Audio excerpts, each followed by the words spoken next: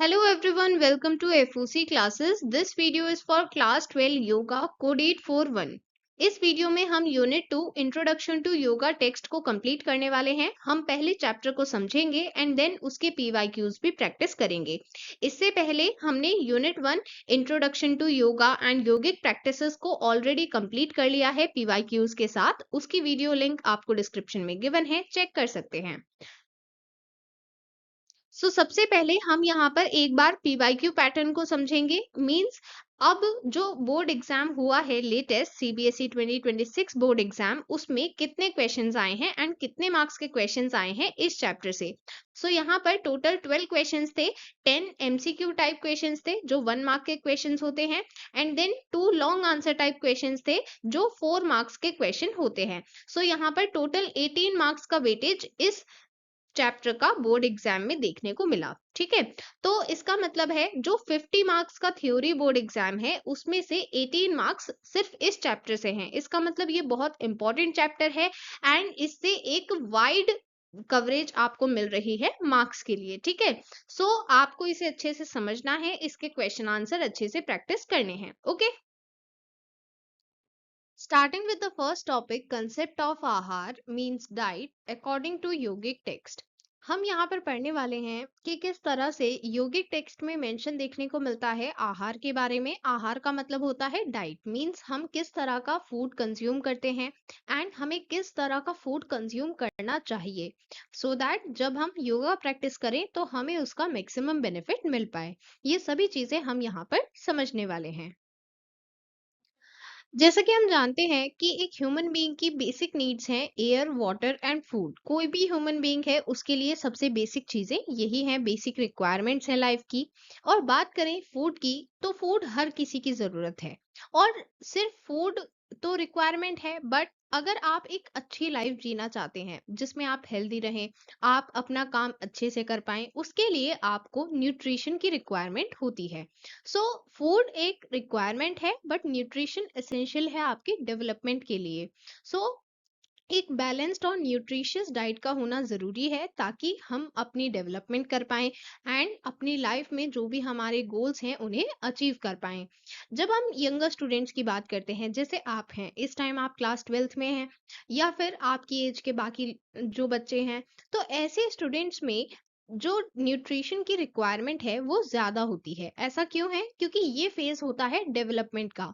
यहाँ पर youth and puberty की स्टेजेस में आपका प्रॉपर डेवलपमेंट जरूरी है ताकि आप अपनी लाइफ में अच्छा परफॉर्म कर पाएं इन ऑल द फील्ड्स। उसके लिए सबसे पहले इंपॉर्टेंट है कि आपकी फिजिकल हेल्थ अच्छी होनी चाहिए, तो उसके लिए आपको अपने न्यूट्रिशन पर भी ध्यान देना होगा। एंड क्योंकि इसमें आपकी रिक्वायरमेंट ज्यादा होगी तो इसलिए हम यहाँ पर इन सभी चीजों को समझने वाले हैं कि हम किस तरह से अपनी न्यूट्रिशन पर ध्यान दे सकते हैं, हमें कौन सी चीजें प्रेफर करनी चाहिए और कौन सी चीजें हमें अवॉइड करनी चाहिए। तो बात करते हैं बैलेंस डाइट की। बैलेंस डाइट, इसका नेम इंडिकेट करता है कि यहाँ पर हम एक बैलेंस बनाने की कोशिश करते हैं। मतलब जो भी चीजें हमारी बॉडी में रिक्वायर्ड हैं उन्हें एक बैलेंस्ड कंपोजिशन में इनटेक करते हैं। मींस ना ही कोई चीज एक्स्ट्रा होनी चाहिए ना ही कोई चीज कम होनी चाहिए। जितनी हमारी बॉडी को रिक्वायरमेंट है, अगर हमारी बॉडी को किसी चीज की कम रिक्वायरमेंट है तो हम उसे कम कंज्यूम करेंगे। अगर हमारी बॉडी को किसी चीज की ज्यादा रिक्वायरमेंट है तो हम उसे ज्यादा कंज्यूम करेंगे। तो इसी बेसिस पर हमने बैलेंस डाइट को macro nutrients and micro nutrients में डिवाइड किया है। मींस जो हमारी बॉडी की नीड है, हमें कौन सी चीज ज्यादा कंज्यूम करनी है, वो चीज आएगी मैक्रोन्यूट्रिएंट्स में। और कौन सी चीज हमें कंज्यूम तो करनी है बट उससे हमें जो न्यूट्रिएंट्स मिलते हैं वो हमारी बॉडी में बहुत कम रिक्वायर्ड होते हैं, बट यस रिक्वायर्ड होते हैं, तो इसलिए हमने उन्हें माइक्रोन्यूट्रिएंट्स की कैटेगरी में रखा है। अंडरस्टूड? तो सबसे पहले बात करते हैं मैक्रोन्यूट्रिएंट्स के बारे में। ये ऐसे बैलेंस डाइट के पार्ट्स हैं जो हमारी बॉडी को ज्यादा अमाउंट में रिक्वायर्ड होते हैं। For example, carbohydrates, fats, and proteins. These are the three main components of macronutrients. Carbohydrates और फैट से हमें एनर्जी और हीट मिलती है। आप जानते हैं हमें कोई भी काम करना है तो जिस तरह से कोई मशीन है उसे भी काम करने के लिए कोई ना कोई एनर्जी रिक्वायर्ड होगी। लाइक हम उसको इलेक्ट्रिकल एनर्जी देते हैं, फिर वो उसे मैकेनिकल एनर्जी में कन्वर्ट करती है एंड देन वो काम करती है। इसी तरह से हमारी बॉडी को भी एनर्जी की रिक्वायरमेंट होती है काम करने के लिए। तो वो एनर्जी हमें कहाँ से मिलती है? मिलती है कार्बोहाइड्रेट से। देन फैट, ये हमें हीट भी प्रोवाइड करते हैं एंड एनर्जी भी प्रोवाइड करते हैं। बट अगर हम प्रॉपरली वर्कआउट नहीं करते हैं तो फिर ये फैट डिपॉजिट भी होने लगता है। सो इसलिए प्रॉपर वर्कआउट करना भी जरूरी होता है। Then proteins, these are crucial for building of tissues. मतलब हम जानते हैं हमारी बॉडी में डिफरेंट सेल्स हैं, टिश्यूज हैं। तो टिश्यूज के बिल्डिंग में, सेल्स को प्रॉपरली उनके मेंटेनेंस करने में, इन सभी में इंपॉर्टेंट रोल होता है प्रोटीन्स का। सो ये थ्री मेजर कंपोनेंट्स हैं, carbohydrates, fat and proteins. Then comes micronutrients.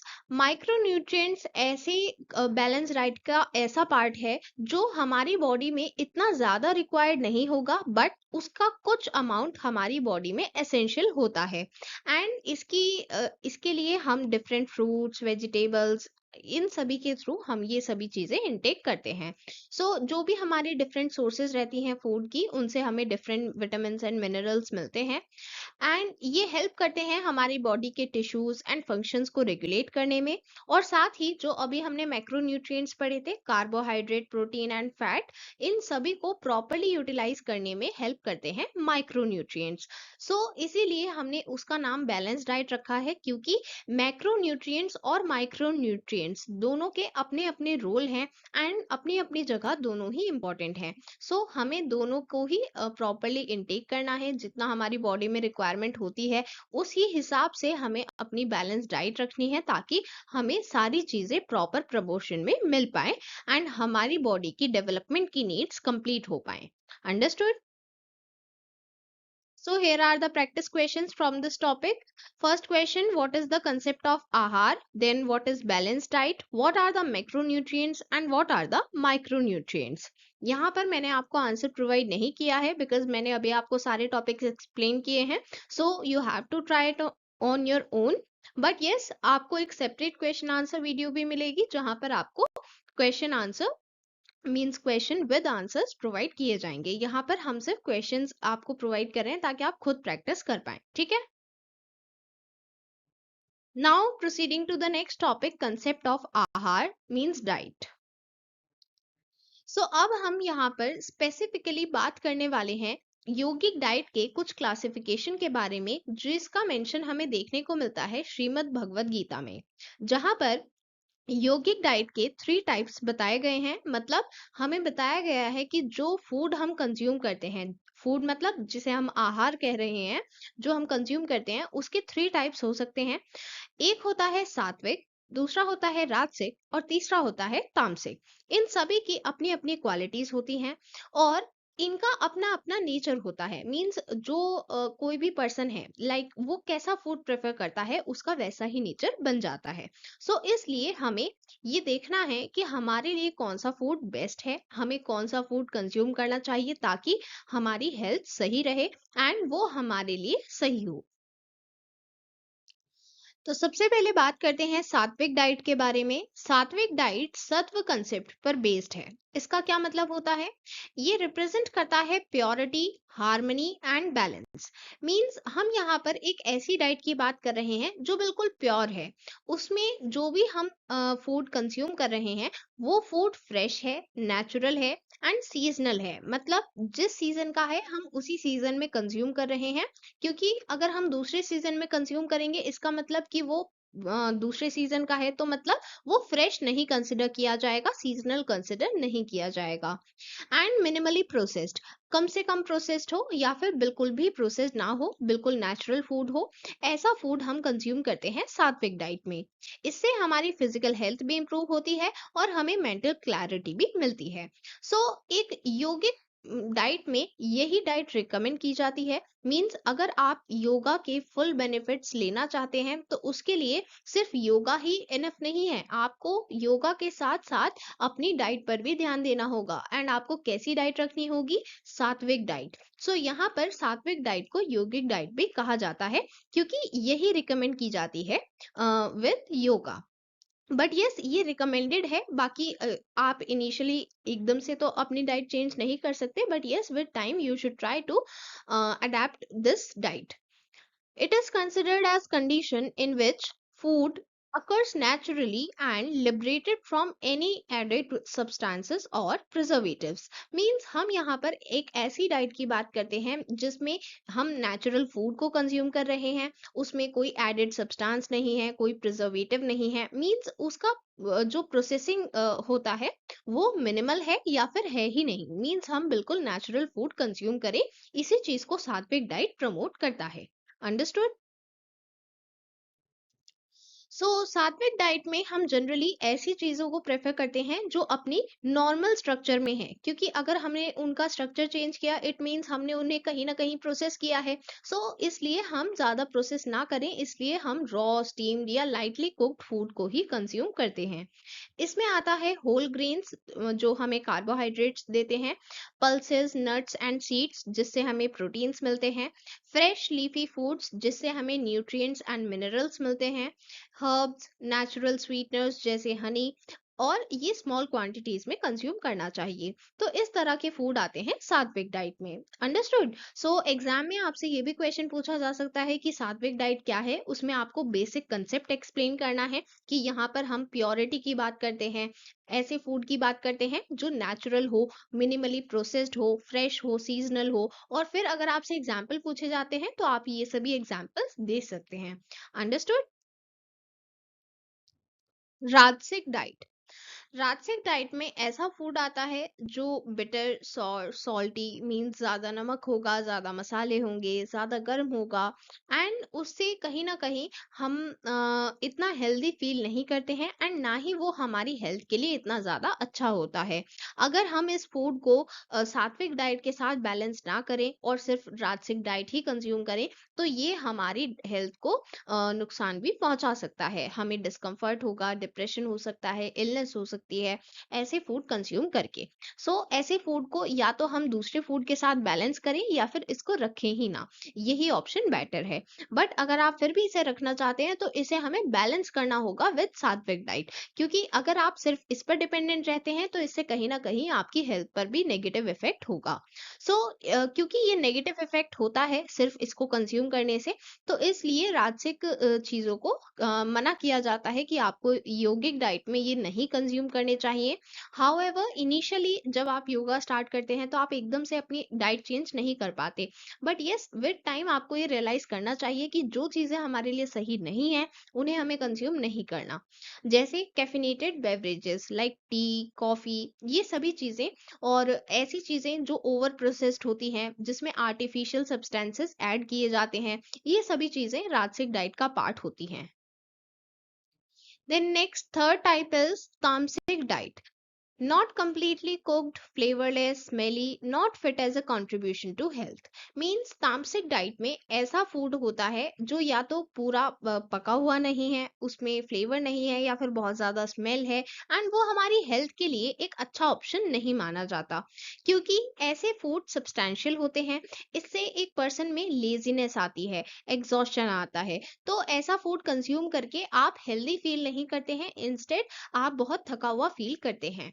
इसके एग्जाम्पल्स हैं जैसे red meat, alcohol, spoiled food, overripe और unripe organic products, burned food, overly processed food sources, fermented food, ये सभी एग्जाम्पल्स हैं तामसिक डाइट के।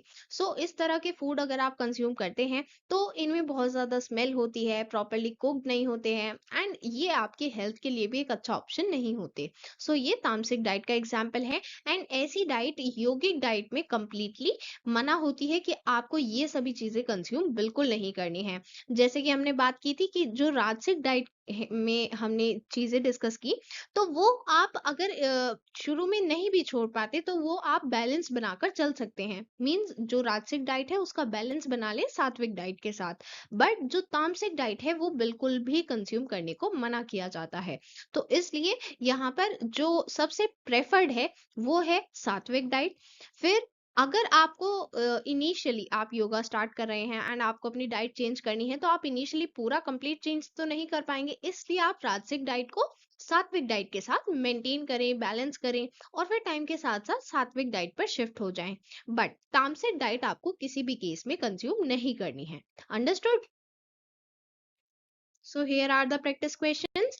What is sattvic diet? Explain rajasic diet. Explain tamasic diet. Okay, so next topic, basis of yogic diet. यहाँ पर हम ये बात करने वाले हैं कि जो फूड हम कंज्यूम करते हैं एक योगिक डाइट में, उसमें कैसा फूड होना चाहिए। तो यहाँ पर फूड की दो कैटेगरीज बताई गई हैं, पथ्य एंड अपथ्य।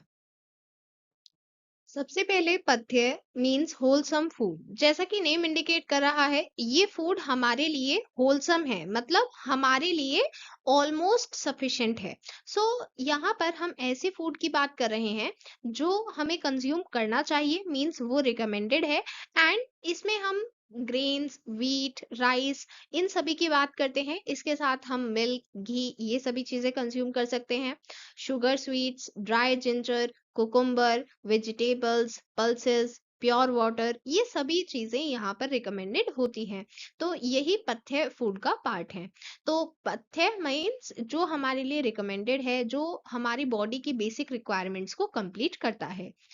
सो यही फूड रिकमेंडेड होता है एक योगी के लिए। योगिक डाइट में हमें यही फूड कंज्यूम करना चाहिए। जब हम मिल्क एंड घी के साथ ये सभी फूड्स कंज्यूम करते हैं, तो उससे हमारी बॉडी के बेसिक बॉडी कॉन्स्टिट्यूएंट सस्टेन रहते हैं, बने रहते हैं, एंड ये हमारी बॉडी के लिए सूटेबल होते हैं। तो इसलिए ये फूड हमारे लिए रिकमेंडेड होता है। देन अपथ्य और अनहोलसम फूड, यहाँ पर हम ऐसे फूड की बात करते हैं जो योगी के लिए रेस्ट्रिक्टेड होंगे, जो सोर होते हैं, बिटर होते हैं, सॉल्टी होते हैं। सो यहाँ पर कर्ड भी एक एग्जाम्पल है। Garlic, alcohol, fish, flash food, curds, ये सभी एग्जाम्पल्स हैं अपथ्य फूड के। सो ये ऐसा फूड होता है जो या तो ज्यादा ठंडा होगा या फिर ज्यादा गर्म होगा। उसमें हो सकता है ऑयल बिल्कुल भी ना हो, या फिर बहुत ज्यादा हो, बहुत ज्यादा सॉल्टी या एसिडिक हो। मीन्स वो ऑल ओवर हमारे लिए जो हमारी रिक्वायरमेंट्स होती हैं उनको फुलफिल नहीं कर पाता, उसके लिए सफिशिएंट नहीं हो पाता। इसलिए हमने इसे कहा है अनहोलसम फूड। योगिक स्क्रिप्चर्स में ओवर ईटिंग की हैबिट को डिस्करेज किया जाता है। आपको ओवर ईटिंग नहीं करनी चाहिए, एंड इंस्पायर किया जाता है कि हम अपनी डाइट को मॉडरेट करें। इसका मतलब है कि जब भी हम खाना खाते हैं तो हमें इतना खाना नहीं खाना है कि बिल्कुल पेट भर जाए। हमें थोड़ा बहुत पेट खाली रहने देना चाहिए। ऐसा क्यों? क्योंकि वो जरूरी है हमारे प्रॉपर डाइजेशन के लिए। अगर हम ओवर ईटिंग करते हैं, हम जिसे कहते हैं हमने पेट भर कर खाना खा लिया या फिर हमने उससे भी ज्यादा खा लिया, एंड वो चीज हमारे लिए सही नहीं है। तो हम किसी भी चीज को हद से ज्यादा कंज्यूम करेंगे, हमारी रिक्वायरमेंट जितनी है हमने उससे अगर ज्यादा कंज्यूम किया, तो वो हमारे लिए बेनिफिशियल नहीं रहेगी। इसलिए हमें अपनी डाइट पर लिमिटेशंस भी रखने चाहिए। डाइट सही हो और लिमिटेशंस के साथ हो, मींस लिमिट में हो। सो इसके लिए ओवर ईटिंग नहीं करनी है। जब हम योगा स्टार्ट करते हैं, इनिशियली आप स्टार्ट करेंगे तो आपकी अपनी पहले से डाइट प्लान है, तो आप उसे फॉलो करते हैं, तो आप उसे एकदम से नहीं छोड़ पाएंगे। बट टाइम के साथ साथ जिस तरह से आप एडवांस लेवल पर पहुंचते हैं, उसी तरह से आपको सिर्फ योगा पर ही नहीं अपने डाइट पर भी ध्यान देना है। तो इसलिए आपको ऐसा फूड कंज्यूम करना है जो लाइट हो, मींस उससे आपका पेट ज्यादा भारी भी ना हो, आपकी रिक्वायरमेंट्स भी पूरी हो, आपकी नरिशमेंट रिक्वायरमेंट्स, एंड आप उसकी एडिक्वेट क्वांटिटी को कंज्यूम करें। तो इसलिए आपको ध्यान रखना है कि जब भी आप कोई भी योगा प्रैक्टिस कर रहे हैं, तो अगर आप योगा के साथ अपनी डाइट पर ध्यान नहीं देंगे तो वो बेनिफिशियल नहीं होगा। इसलिए योगा और डाइट दोनों पर ध्यान देना है। अंडरस्टूड? सो योगा ऐसे किसी पर्सन के लिए बेनिफिशियल नहीं होती जो या तो बहुत ज्यादा खाता है या फिर बिल्कुल भी नहीं खाता है, बहुत ज्यादा सोता है या फिर बिल्कुल भी नहीं सोता है। तो इसका मतलब ये है कि योगा का अगर आपको प्रॉपर बेनिफिट चाहिए तो उसके लिए आपको सभी चीजों को बैलेंस करना होगा। आप प्रॉपर स्लीप लें, आप प्रॉपर खाना खाएं, प्रॉपर डाइट हो। तो इस तरह से आपको हर चीज के बीच में बैलेंस बनाना होगा। Over eating, over effort, irregular state of mind जैसी चीजों को अवॉइड करना होगा। क्योंकि अगर आप इन सभी के साथ योगा प्रैक्टिस कर रहे हैं तो उससे आपको कुछ रिजल्ट्स नहीं मिल पाएंगे। तो इसलिए प्रॉपर रिजल्ट्स के लिए, प्रॉपर बेनिफिट्स के लिए आपको सभी चीजों के बीच में बैलेंस बनाना होगा। अंडरस्टूड? इसके लिए हमें ये ध्यान रखना है कि जब हम खाना खा रहे हैं तो हमें सिर्फ अपने स्टमक को हाफ फिल करना है फूड के साथ, ठीक है? मीन्स भर पेट खाना नहीं खाना है। देन 1/4 फिल करना है वाटर के साथ और 4/4 रहने देना है एयर के लिए। तो इसका मतलब है कि हमें कभी भी भर पेट खाना नहीं खाना है, क्योंकि अगर हमने ऐसा किया तो हमारा डाइजेशन प्रॉपर नहीं हो पाएगा। और हमारा डाइजेशन प्रॉपर नहीं होगा फिर क्या फायदा है आप योगा कर भी रहे हैं तो। इसलिए आपको ध्यान रखना है कि जब आप योगा करते हैं तो योगा के प्रॉपर बेनिफिट्स लेने के लिए आपको अपनी डाइट पर भी ध्यान देना होगा। आप कैसी डाइट कंज्यूम कर रहे हैं और जो कंजम्पशन है उसका वे क्या है, आप भरपेट खाना खा रहे हैं या फिर ये जो वे रिकमेंड किया गया है इसमें खा रहे हैं, ये सभी चीजें आपको ध्यान रखनी है। Understood? So here are the practice questions. Explain अपथ्य और unwholesome food. What is अपथ्य और wholesome food? यहाँ पर सबसे पहले आप कंसेप्ट एक्सप्लेन करेंगे और फिर कुछ एग्जांपल्स भी प्रोवाइड करेंगे, ठीक है? Let us proceed to the next topic, plan of yogic diet.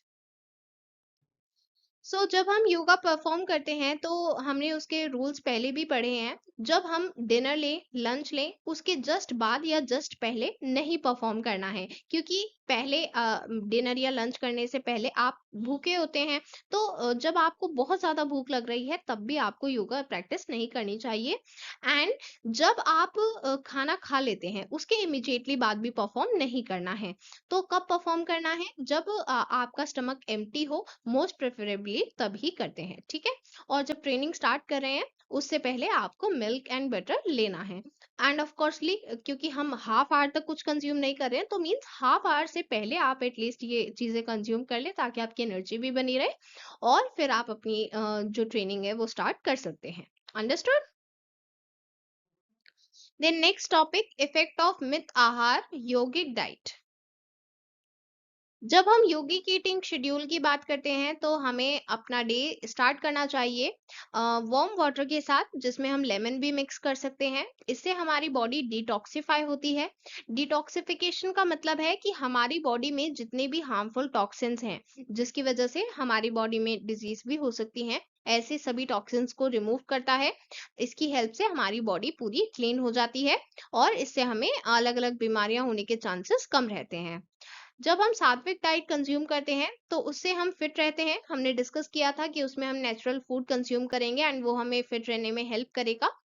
हमें सात्विक डाइट को प्रेफर करना चाहिए एंड इससे हमारी बॉडी इस तरह से एडजस्ट हो पाएगी, बॉडी माइंड एंड सोल, कि उससे हमें एनर्जी आती है, हम अपना काम अच्छे से कर पाते हैं, हमारी हेल्थ बनी रहती है।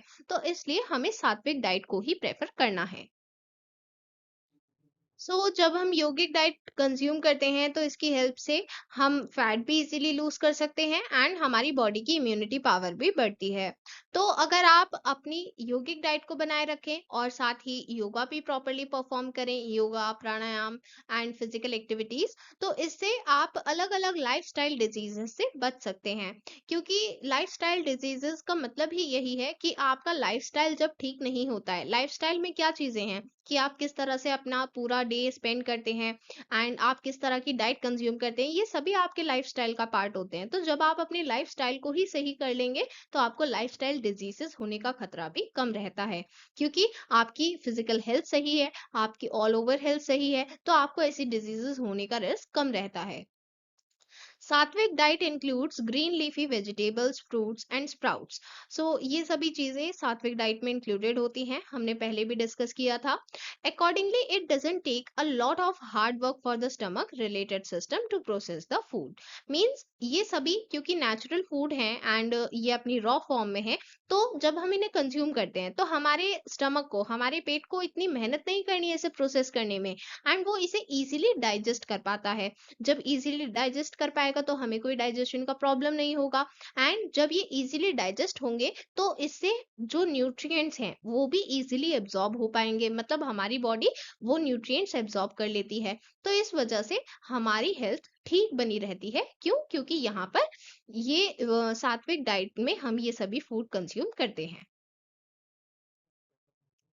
सात्विक nourishment include ghee, coconut oil, sprouted seeds etcetera. जब हम सात्विक डाइट की बात करते हैं तो सात्विक डाइट में हम ये सभी चीजें भी कंज्यूम करते हैं, जैसे घी, कोकोनट ऑयल, स्प्राउटेड सीड्स।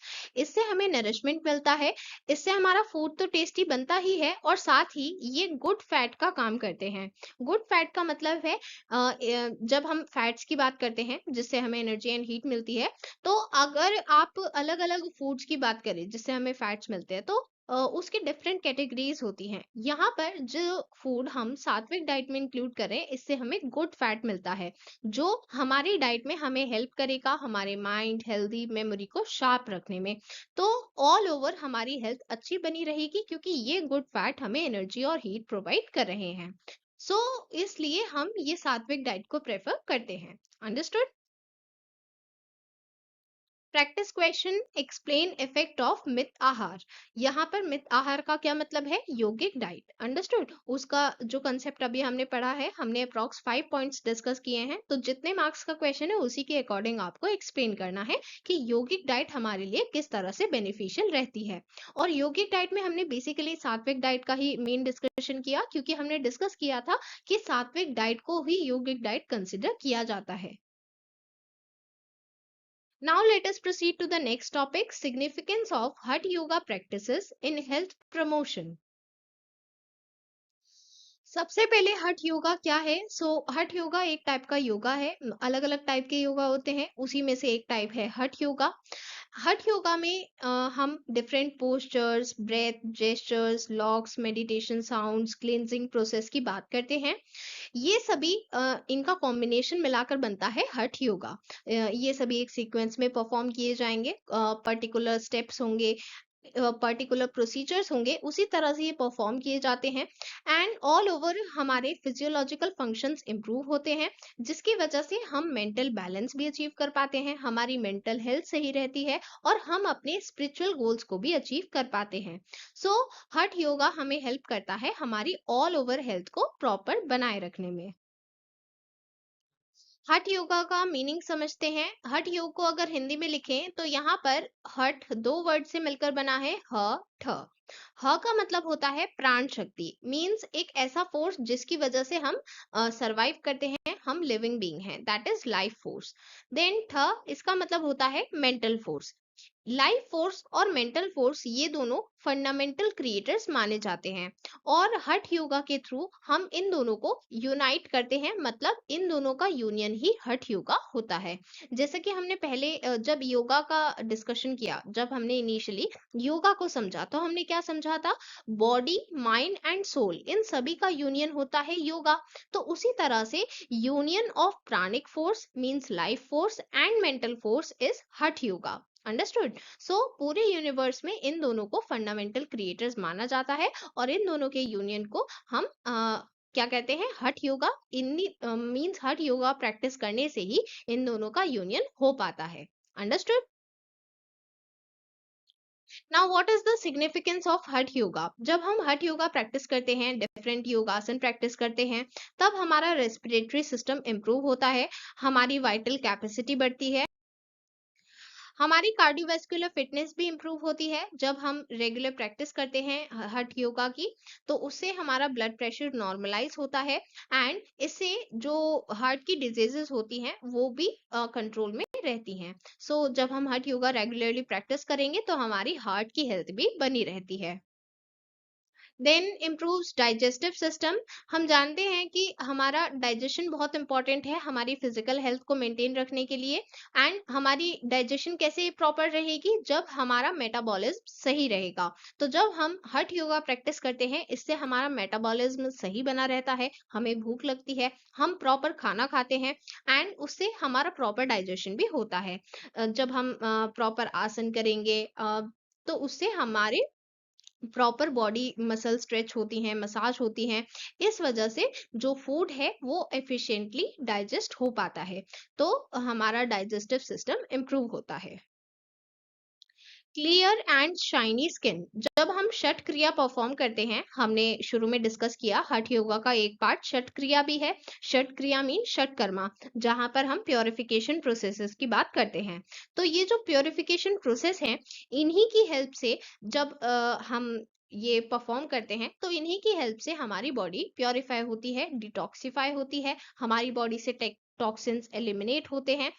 तो इसकी वजह से हमारा इनर ग्लो बाहर आता है, हमारी स्किन शाइनी बन जाती है। Then flexibility of the joints. Hatha yoga में डिफरेंट योगासन होते हैं, जिसकी हेल्प से हमारी बॉडी के फुल रेंज ऑफ मोशन को हम अटेन कर पाते हैं। मींस हमारी बॉडी की फ्लेक्सिबिलिटी को बढ़ा पाते हैं। तो ये आसन हमें हेल्प करते हैं हमारी मसल्स को टोन अप करने में एंड हमारी फ्लेक्सिबिलिटी इंप्रूव करने में। It improves the nervous system. जब हम हठ योगा प्रैक्टिस करते हैं, तो हमारा nervous system, specially parasympathetic nervous system improve होता है, क्योंकि इससे ब्लड प्रेशर इम्प्रूव होगा, हार्ट रेट इम्प्रूव होगा, एंड हेंस जब हम ये योग आसन प्रैक्टिस करेंगे, तो हमारा all over nervous system improve रहता है, all over body proper functioning करती है। Regulate the functioning of endocrine glands. हम जानते हैं हमारी बॉडी में डिफरेंट ग्लैंड्स होते हैं अलग अलग प्लेसेस पर, यहाँ पर इमेजेस में शो भी किया गया है। ये सभी ग्लैंड्स अपने अपने हर एक का स्पेसिफिक फंक्शन होगा। पेनक्रियास का अपना फंक्शन है, देन पिट्यूटरी ग्लैंड का अपना फंक्शन है। तो इस तरह से हर एक का अपना डेडिकेटेड फंक्शन होता है, कौन सा हार्मोन रिलीज करना है। तो ये अपना फंक्शन जब सही से परफॉर्म करते हैं, तभी हम सही रहते हैं। बट अगर इनकी मैल फंक्शनिंग होगी, मीन्स ये अपना फंक्शन प्रॉपर नहीं करेंगे, या फिर ये प्रॉपरली अपने हार्मोन्स रिलीज नहीं करेंगे, तो उस केस में हमें डिजीज हो सकती है, डिसऑर्डर हो सकते हैं। तो ये जब हम प्राणायाम प्रैक्टिस करते हैं, प्राणायाम जो हठ योगा का एक पार्ट है, सो जब हम प्राणायाम प्रैक्टिस करेंगे, तो इससे हमारा पिट्यूटरी एंड पीनियल ग्लैंड ये रिजुवनेट होते हैं, मींस इसमें एनर्जी आती है, एंड ये प्रॉपरली फंक्शन करते हैं। सो ऑल ओवर जब हम हठ योगा प्रैक्टिस करते हैं, इससे हमारे सभी एंडोक्रिन ग्लैंड्स की फंक्शनिंग रेगुलेट होती है। Regulates extra oxygen and Burns fat. जब हम हठ योगा प्रैक्टिस करते हैं, इससे हमारा वेट रेगुलेट होता है। अगर एक्सेसिव वेट है, तो फैट बर्न होगा इजीली एंड हम वेट लॉस कर पाएंगे। एंड अगर अंडर वेट है, तो हमारे ग्लैंड्स की फंक्शनिंग प्रॉपर होगी, एंड इस वजह से हमारे जो स्टार्विंग टिश्यूज हैं, उन्हें एक्स्ट्रा ऑक्सीजन मिलती है, तो हम हमारा जो वेट है वो सही हो जाएगा। तो ऑल ओवर हमारा वेट रेगुलेट होता है, ओवर वेट है तो कम हो जाएगा, एंड अंडर वेट है तो बढ़ जाएगा। सो वेट रेगुलेशन में भी हेल्प करता है हठ yoga. Prepare the mind for meditation. हठ योगा का एक पार्ट होता है मुद्रा। इसमें हम मेडिटेशन के लिए प्रिपेयर करते हैं अपने माइंड को, and with the help of प्रत्याहार, जिसका मीनिंग होता है विड्रॉल ऑफ सेंसेस, मींस हम हर चीज से अपने सेंस को विड्रॉ कर लेते हैं, लाइक हम अपने माइंड को फोकस करते हैं मेडिटेशन के लिए। सो मेडिटेशन के लिए फोकस करने के लिए मुद्रा हेल्प करती है। Overall wellbeing of whole body. हमारी पूरी बॉडी की वेलबींग के लिए हेल्पफुल रहता है हठ योगा। इसी का पार्ट होता है बंध। जब हम जलंधर बंध प्रैक्टिस करते हैं, इसकी हेल्प से थायराइड एंड पैराथायराइड ग्लैंड्स की फंक्शनिंग रेगुलेट होती है, ये प्रॉपरली फंक्शनिंग करते हैं। एंड इससे थ्रोट की डिजीजेस भी कंट्रोल में आती हैं, जैसे एक्सेस म्यूकस प्रोड्यूस होना, इसकी वजह से भी हमारी थ्रोट में डिजीजेस हो सकती हैं। और बाकी थ्रोट की डिजीजेस में उनको कंट्रोल करने में एंड उनको क्योर करने में हेल्प करता है। So this is how we can maintain the overall well-being of our whole body with the help of Hatha Yoga. Here are the practice question. Describe the significance of हठ yoga practices in health problems. Means आपको बताना है कि हठ yoga practices किस तरह से help करती हैं health problems में. So अभी हमने जितने points discuss किए हैं तो आपको number of marks के हिसाब से mention करना है. 4 marks है तो at least आप 5-6 points mention करेंगे. ठीक है. Now next topic, concept of mental health well-being according to Patanjali Yoga. Mental health हमारी हेल्थ का एक इम्पॉर्टेंट कंपोनेंट है. हमारी हेल्थ के डिफरेंट कंपोनेंट्स होते हैं जिसे हम लास्ट में डिस्कस करेंगे. उसी में से एक इम्पॉर्टेंट कंपोनेंट है मेंटल हेल्थ. मेंटल हेल्थ एक ऐसी स्टेट है जिसमें हमारा साइकोलॉजिकल एंड इमोशनल वेलबींग देखा जाता है कि हम कितने अच्छे से चीजों को लर्न कर पा रहे हैं, समझ पा रहे हैं, जो भी हम काम कर रहे हैं वो कितना कंस्ट्रक्टिव है, मीन्स कितना बेनिफिशियल है एंड फ्रूटफुल है हमारी सोसाइटी के लिए. एंड जो हमारी ऑर्डिनरी डिमांड्स हैं एवरीडे लाइफ की, जो हमारा डेली रूटीन है, हम उसे प्रॉपरली फॉलो कर पाए. यही चीज इंडिकेट करती है हमारी मेंटल हेल्थ कैसी है. योगा एक इम्पॉर्टेंट रोल प्ले करता है हमारी मेंटल हेल्थ को इम्प्रूव करने में. स्पेशली जब हम बात करते हैं मेडिटेशन की, उससे हमारी मेंटल हेल्थ काफी इम्प्रूव होती है एंड मेंटल डिसऑर्डर्स को इम्प्रूव करने में, क्योर करने में हेल्प करता है योगा. पतंजलि योग सूत्र में कुछ इस तरह से डिफाइन किया गया है योगा को. योगा चित्त वृत्ति निरोध. इसका मतलब है कि योगा हमें हेल्प करता है हमारे माइंड को कंट्रोल करने में. मींस हम जब अपने माइंड पर प्रॉपर कंट्रोल रखेंगे तो हमें पता होगा कि हमें किस सिचुएशन में कैसे रिएक्ट करना है, किसके साथ कैसे बिहेव करना है. और यही इमोशनल कंट्रोल, हमारे माइंड का कंट्रोल हमें हेल्प करता है हमारी मेंटल हेल्थ को सही रखने में.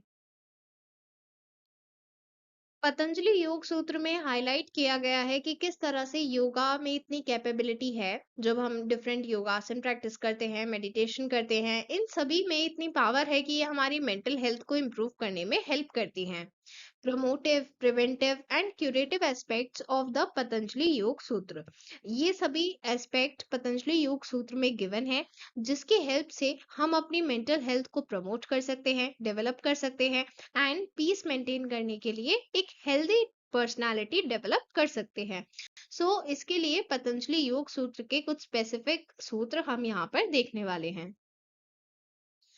योग सूत्र की हेल्प से हम प्रैक्टिकल फिलॉसफी को समझ पाते हैं. मींस हमारी लाइफ में प्रैक्टिकली कौन कौन सी चीजें अप्लाई होती हैं, वो हमें किस तरह से हेल्प करती हैं, ये सभी चीजें हमें योग सूत्र समझाने में हेल्प करते हैं. with all the necessary related processes, tools and techniques. Means किस चीज को कैसे करना है, किस चीज की हेल्प से करना है, ये सभी चीजें वहां पर प्रॉपरली बताई गई हैं. योगा थेरेपी जो सूत्र में बताई जाती है उसमें पूरा प्रॉपर प्रोसीजर बताया जाता है कि आपको एक हार्मोनियस लाइफ कैसे जीनी है, उसके लिए आपको क्या क्या करना चाहिए, उसके लिए पूरा प्रोसीजर वहां पर गिवन होता है. Causes of faulty mental health. यहाँ पर हम समझने वाले हैं कि मेंटल इश्यूज होने के क्या क्या रीजंस होते हैं, क्या कारण होते हैं. तो यहाँ पर हम महर्षि पतंजलि की डेफिनेशन को थोड़ा डिटेल में समझेंगे. जैसे कि हमने डिस्कस किया था कि योगा हमें हेल्प करती है हमारे माइंड को कंट्रोल करने में. मींस हम कब क्या कर रहे हैं ये चीज हमारे ही कंट्रोल में होनी चाहिए. योगा इस चीज में हेल्प करती है. जब हम योगा के डिफरेंट एस्पेक्ट्स पर ध्यान देते हैं तो इससे हमें क्यूरेटिव मींस ऐसे एस्पेक्ट्स भी मिलते हैं जिससे हम इन चीजों को क्योर कर पाएंगे. एंड प्रिवेंटिव एस्पेक्ट्स भी मिलते हैं. मींस वो चीज हो ही ना, इसके लिए पहले से ही हम प्रिवेंशन रखें. ये सभी एस्पेक्ट्स हमें योग सूत्र में देखने को मिलते हैं. Patanjali explains about the disturbance of mind and the development of disease. Basically हमारा माइंड कब डिस्टर्ब होता है और उस डिस्टरबेंस की वजह से किस तरह से डिजीज डेवलप होती है, मींस मेंटल इश्यूज बनते हैं, उनके क्या क्या सिम्टम्स हैं एंड हमें किस तरह से इन प्रॉब्लम्स को ओवरकम करना है, मींस अपनी मेंटल हेल्थ को सही रखना है. ये पूरी चीजें डिस्कस की गई हैं पतंजलि योग सूत्र में. फर्स्ट चैप्टर के 30th सूत्र में डिजीज को डिफाइन किया गया है, इसके सिम्टम्स बताए गए हैं. मेंटल लेजीनेस मीन्स हम मेंटली लेजी हो जाते हैं, हमारा कुछ सोचने का, कुछ काम करने का मन नहीं करेगा, हम हर चीज के लिए डाउटफुल रहेंगे, कंफ्यूज रहेंगे, किसी भी चीज के लिए एंथुजियास्टिक नहीं होंगे. लिथार्जी मीन्स लेजीनेस रहेगी. एंड हम लाइक हम ये चाहते हैं कि हम बहुत कुछ अचीव करें। हमें सेंस प्लेजर के लिए क्रेविंग तो होगी, बट हम उस चीज को अचीव करने के लिए ना ही एंथुजियास्टिक हैं, ना ही हम उसके लिए काम करना चाहते हैं। We are just lazy. False perception रहेगा, हम चीजों को सही नजरिए से नहीं देखेंगे। एंड जब हम कंसंट्रेट नहीं कर पा रहे हैं किसी भी चीज पर, तो इसके फेलियर से हमें दुख भी होगा, और इसी वजह से हम प्रॉपर कंसंट्रेशन भी बनाकर नहीं रख पाएंगे। तो ये सभी सिम्टम्स हैं कि हमें डिजीज है, मेंटल डिजीज की यहाँ पर बात हो रही है। अंडरस्टूड। इफेक्ट्स ऑन चित्त विक्षेपा।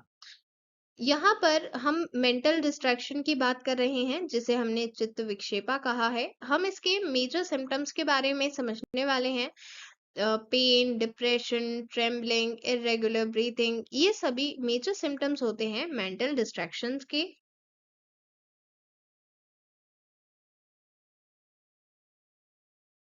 चित्त विक्षेपा या कोई और मेंटल इशू क्योर करने के लिए या उसे प्रिवेंट करने के लिए जरूरी है कि हम पॉजिटिव एटीट्यूड एंड फीलिंग्स को डेवलप करें, क्योंकि जब तक हमारा एक पॉजिटिव माइंडसेट नहीं बनेगा, तब तक हमारे मेंटल इश्यूज सही नहीं हो पाएंगे।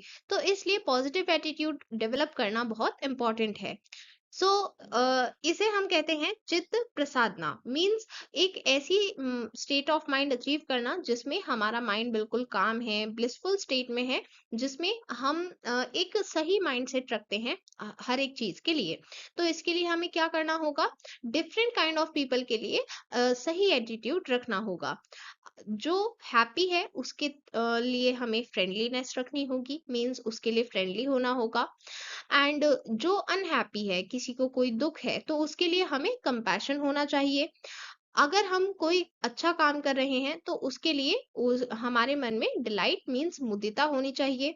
देन अगर कोई भी गलत काम है, तो उसके मीन्स इमोरल एक्टिविटीज के लिए हमें इनडिफरेंट रहना चाहिए, उपेक्षा जिसे कहते हैं। इसका मतलब है कि अगर कोई गलत काम है, तो हमें वो नहीं करना है। सो यहाँ पर ये बताया गया है कि अगर हमें एक blissful state of mind achieve करनी है, तो हमें डिफरेंट काइंड ऑफ पीपल के लिए सही एटीट्यूड रखना होगा। जैसे जो खुश है उसके लिए फ्रेंडली रहेंगे, अनहैप्पी है उसके लिए कंपैशनेट रहेंगे, अगर कोई वर्चुअस काम कर रहे हैं तो उसमें डिलाइटफुल रहेंगे, एंड अगर कोई इमोरल एक्टिविटी है तो उसके लिए इनडिफरेंट रहेंगे। तो इस तरह से हमें पता होना चाहिए कि कौन सी सिचुएशन में या फिर कौन से तरह के लोग के साथ कैसा एटीट्यूड रखना है। और जब हम इस तरह का एटीट्यूड और फीलिंग डेवलप करेंगे, तभी हम चित्त प्रसादना means blissful state of mind को अचीव कर पाएंगे। Here are the practice question. Describe the concept of mental well-being according to Patanjali Yoga. Explain the causes of faulty mental health according to Patanjali Yoga Sutra. Describe the effects of चित्त विक्षेपा। ये first 3 questions जो अभी हमने topic किया है, आप उससे answer कर पाएंगे।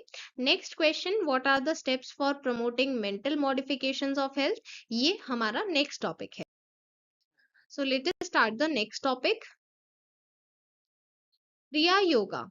क्रिया का मतलब होता है प्रैक्टिकल एक्शन, मींस आप जो काम कर रहे हैं, प्रैक्टिस कर रहे हैं, स्किल शो कर रहे हैं, वही होती है क्रिया। अकॉर्डिंग टू पतंजलि, क्रिया yoga is classified into 3 parts. Patanjali के अकॉर्डिंग हमने क्रिया योगा को 3 पार्ट्स में क्लासिफाई किया है: तपस, स्वाध्याय, ईश्वर प्राणी धन। तो इसमें तपस का मतलब होता है सेल्फ प्योरिफिकेशन, स्वाध्याय का मतलब होता है सेल्फ ऑब्जर्वेशन, एंड ईश्वर प्राणी धन का मतलब होता है सेल्फ अवेयरनेस। अब हम इन तीनों को डिटेल में डिस्कस करेंगे, मींस हम यहाँ पर क्रिया योगा को समझने वाले हैं। तो सबसे पहले तपस। तपस का मतलब होता है कि हम खुद को प्योरीफाई करें, मींस अपने अंदर हीट और एनर्जी जनरेट करें, जिसकी हेल्प से हम अपनी हायर कॉन्शियसनेस को समझ पाएंगे। एंड इसकी हेल्प से हमारा माइंड डिसिप्लिन बन पाएगा। जो भी हमारे गोल्स हैं, हम उन्हें अचीव करने के लिए उनकी तरफ बढ़ेंगे। अब मींस अपने गोल को अचीव करने के लिए काम करेंगे, एंड इसी को कहते हैं तपस। सो इसकी हेल्प से हम अपनी मटेरियलिस्टिक फिजिकल प्लेजर्स को कंट्रोल में रख पाते हैं और अपने गोल पर ध्यान दे पाते हैं। स्वाध्याय। स्वाध्याय मीन सेल्फ ऑब्जर्वेशन और सेल्फ स्टडी। यहाँ पर हम अपने स्क्रिप्चर्स पढ़ते हैं, जिसकी हेल्प से हम अपनी ट्रू सेल्फ को रियलाइज कर पाते हैं। सेल्फ एनालिसिस करते हैं ताकि हम खुद को समझ पाएं, अपनी पर्सनालिटी को समझ पाएं, डिफरेंट एस्पेक्ट समझें, हमारा physical aspect, mental aspect, emotional and spiritual aspect. हर एक एस्पेक्ट को प्रॉपरली समझने के लिए स्वाध्याय प्रैक्टिस करते हैं। ईश्वर प्राणी धन, इसका मतलब होता है कि अपने फुल फेथ के साथ, पूरे विश्वास के साथ भगवान में समर्पण कर दें। बेसिकली हम यहाँ पर जो भी काम करें, मतलब आप जैसे स्टूडेंट हैं तो आप पढ़ाई कर रहे हैं, आप किसी स्पेसिफिक एग्जाम की तैयारी करते हैं, तो आपका काम है कि आप अपने कर्म पर ध्यान दें। आपका कर्म क्या है कि आपको पढ़ना है अपने एग्जाम के लिए, तो आप अपना 100% देंगे। बट साथ ही आपको पूरा विश्वास है गॉड में। तो इस वजह से अब आपको रिजल्ट से कोई अटैचमेंट नहीं है कि रिजल्ट अच्छा आएगा या बुरा, क्योंकि आपको पता है कि आपके हाथ में क्या है, आपको काम करना है, अपना कर्म करना है। तो आप फुल फेथ के साथ अपना काम करेंगे, अपना 100% देंगे, एंड फिर आप उस रिजल्ट से कोई अटैचमेंट नहीं रखेंगे, एक डिटैचमेंट होगी, जिस वजह से रिजल्ट कैसा भी आए फिर आपको कोई दुख नहीं होगा, क्योंकि आपने कंप्लीटली सरेंडर कर दिया है गॉड को। तो आपका काम है अपना 100% देना और फल की चिंता नहीं करना। पतंजलि अष्टांग योग। अब हम पतंजलि अष्टांग योग के बारे में समझने वाले हैं। अष्टांग योगा, जैसा कि इसका नेम इंडिकेट करता है कि यहाँ पर 8 पार्ट्स होंगे। यहाँ पर 8 लिम्स मींस 8 स्टेप्स होते हैं। यम, नियम, आसन, प्राणायाम, प्रत्याहार, धारणा, ध्यान, समाधि, ये सभी 8 स्टेप्स होते हैं। इनकी हेल्प से हम एक अच्छी हेल्थ अटेन कर सकते हैं। तो ये जो 8 स्टेप्स हैं, हमने इनको 2 टाइप्स की योगा में क्लासिफाई कर दिया है। तो ये जो 8 लिम्स हैं, इसी के 5 लिम्स मींस यम, नियम, आसन, प्राणायाम, प्रत्याहार, ये सभी आते हैं बहिरंग योगा में। बहिरंग योगा बेसिकली आउटर पाथ माना जाता है। देन जो रिमेनिंग लिम्स हैं, धारणा, ध्यान, समाधि, इनको माना जाता है अंतरांग योगा, जिसे इंटरनल पाथ कंसिडर किया जाता है। इसकी हेल्प से मींस दोनों की हेल्प से हमें एक साउंड टेक्निक मिलती है, मींस एक प्रॉपर टेक्निक मिलती है, जिसकी हेल्प से हम एक होलिस्टिक हेल्थ अचीव कर पाएंगे। हमारी फिजिकल, सोशल, स्पिरिचुअल हेल्थ सही बनी रहेगी। अंडरस्टूड? सबसे पहले हम बहिरंग योगा को समझेंगे। यम, यम का मतलब होता है सेल्फ रेस्ट्रेंट, मींस हम यहाँ पर ऐसी गाइडलाइंस की बात कर रहे हैं जो हमें सिखाते हैं कि हमें कैसे बिहेव करना है, क्या करना है और क्या नहीं करना है सोशल लेवल पर। अहिंसा मीन्स नॉन वायलेंस, मीन्स हमें किसी के लिए ना ही कुछ गलत सोचना है, ना ही कुछ वायलेंट सोचना है, ना ही कुछ वायलेंट करना है। ये सभी अहिंसा का पार्ट है। देन सत्य मीन्स ट्रूथफुलनेस, हमें हमेशा सच बोलना है। और अगर कोई ऐसा सच है जिसकी वजह से किसी के साथ वायलेंस हो सकता है, तो ऐसा सच नहीं बोलना है, क्योंकि अदरवाइज वो इस यम के साथ क्लैश करेगा। देन अस्तेय मीन्स नॉन स्टीलिंग, इसका मतलब होता है कि जो आपका नहीं है वो आप नहीं ले सकते। एंड सपोज करते हैं आपने किसी से कोई चीज बोरो की, तो आपने जितने टाइम के लिए बोरो की, उतने टाइम के लिए, और जितना आपने परमिशन ली कि हम इसको कितना यूज कर सकते हैं, सिर्फ आप उतना ही यूज करें और उतने ही टाइम तक यूज करें। अगर आप उसके बियॉन्ड यूज करते हैं, मींस आप ज्यादा टाइम के लिए या फिर उसे ज्यादा यूज करते हैं, इसका मतलब वो भी स्टीलिंग का पार्ट है। तो नॉन स्टीलिंग के लिए आपको कोई भी चीज ना ही उसकी परमिशन के बिना यूज करनी है, और ना ही टाइम के बियॉन्ड, तो इसलिए ये नॉन स्टीलिंग का पार्ट है। देन ब्रह्मचर्य मीन्स एब्स्टिनेंस, हमें अपनी प्योरिटी को बनाए रखना है। Then aparigraha means non hoarding. यहाँ पर हम बात करते हैं कि जो दूसरे के हिस्से का है वो हमें इकट्ठा नहीं करना है, हमें सिर्फ अपनी रिक्वायरमेंट का ही कंज्यूम करना है। जो हमने अर्न किया है हमें सिर्फ वही कंज्यूम करना है, ना ही हम किसी और का अर्न किया हुआ कंज्यूम कर सकते हैं, और ना ही किसी और के हिस्से का, अदरवाइज कोई और सफर करेगा। ये 5 यम है, ये हमें बताते हैं कि किस तरह से हमें दूसरों के साथ इंटरेक्ट करना है, ताकि हम पीसफुली हार्मनी के साथ सोसाइटी में रह पाए। देन नियम मीन्स ऑब्जर्वेंस। ये सेल्फ डिसिप्लिन के लिए गाइडलाइंस होती हैं, मीन्स हम खुद का डिसिप्लिन कैसे बनाकर रखें। तो सबसे पहला है शौच मीन्स क्लीनलीनेस, हमें प्रॉपरली क्लीन रहना है। आउटर क्लीनिनेस पर तो ध्यान देना ही है, जैसे डेली बाथ लेनी है ये सब, तो वो तो हमारी आउटर क्लीनिनेस होती है, बट इनर क्लीनिनेस को भी मेंटेन रखना है। एंड इसमें हम मेंटल थॉट्स की भी बात करते हैं कि हमारे मेंटल थॉट्स भी प्योर होने चाहिए। देन संतोष मीन्स कंटेंटमेंट, हमारे पास जो है हमें उसमें खुश रहना है, दूसरे को देखकर जेलस नहीं होना है। देन तपस, स्वाध्याय एंड ईश्वर प्राणिधन, ये हमने अभी डिस्कस किए थे डिटेल में, क्रिया योगा का पार्ट था ये। सो दीज आर द 5 नियम, ये हमें सिखाते हैं कि किस तरह से हमें सेल्फ डिसिप्लिन रहना है। देन आसन मीन्स पोस्चर, यहाँ पर हम ऐसे सिटिंग पोस्चर की बात करते हैं जिसमें हम कंफर्टेबली काफी टाइम तक रह सकते हैं, कॉन्टिन्यूअस स्टीडी होती है ये पोजीशन, एंड ये हमारे लिए कंफर्टेबल भी होती है। देन प्राणायाम मीन्स ब्रेथ कंट्रोल। सो प्राणायाम का मतलब होता है एक्सपेंशन ऑफ प्राण, द वाइटल लाइफ फोर्स। हम लिविंग बीइंग्स हैं, हमारे अंदर लाइफ फोर्स है, प्राण शक्ति है। इसी प्राण शक्ति को मीन्स प्राण को प्रॉपरली फ्लो कराने के लिए हम प्राणायाम प्रैक्टिस करते हैं। इसमें हम अपना ब्रेथ कंट्रोल अचीव करने की कोशिश करते हैं एंड अपने माइंड को कंसंट्रेशन मीन्स धारणा के लिए प्रिपेयर करते हैं। देन प्रत्याहार मीन्स सेंस विड्रॉल। अगर हम प्रत्याहार प्रैक्टिस करते हैं तो हम ऐसी एबिलिटी गेन करते हैं जिसकी हेल्प से हम अपना सेंस विड्रॉ कर सकते हैं। विड्रॉ करने का क्या मतलब है कि हमारे सेंसेस हमारे कंट्रोल में हैं, हम कहाँ पर अपना ध्यान लगा रहे हैं, हम कौन सी चीज में इन्वॉल्व हो रहे हैं, इसके लिए हमें अपनी सेंसेस पर कंट्रोल रखना होगा। सेंसेस पर कंट्रोल रखने के लिए हमें प्रत्याहार हेल्प करता है। और जब हम अपने सेंसेस पर कंट्रोल रख पाएंगे तो हमारी मेंटल और स्पिरिचुअल हेल्थ भी बनी रहेगी, उसमें इम्प्रूवमेंट होगा। नेक्स्ट टॉपिक अंतरांग योगा। सो बहिरंग योगा में थे फर्स्ट 5 लिम्स, अब जो लास्ट के 3 लिम्स हैं वो पार्ट है अंतरांग योगा के।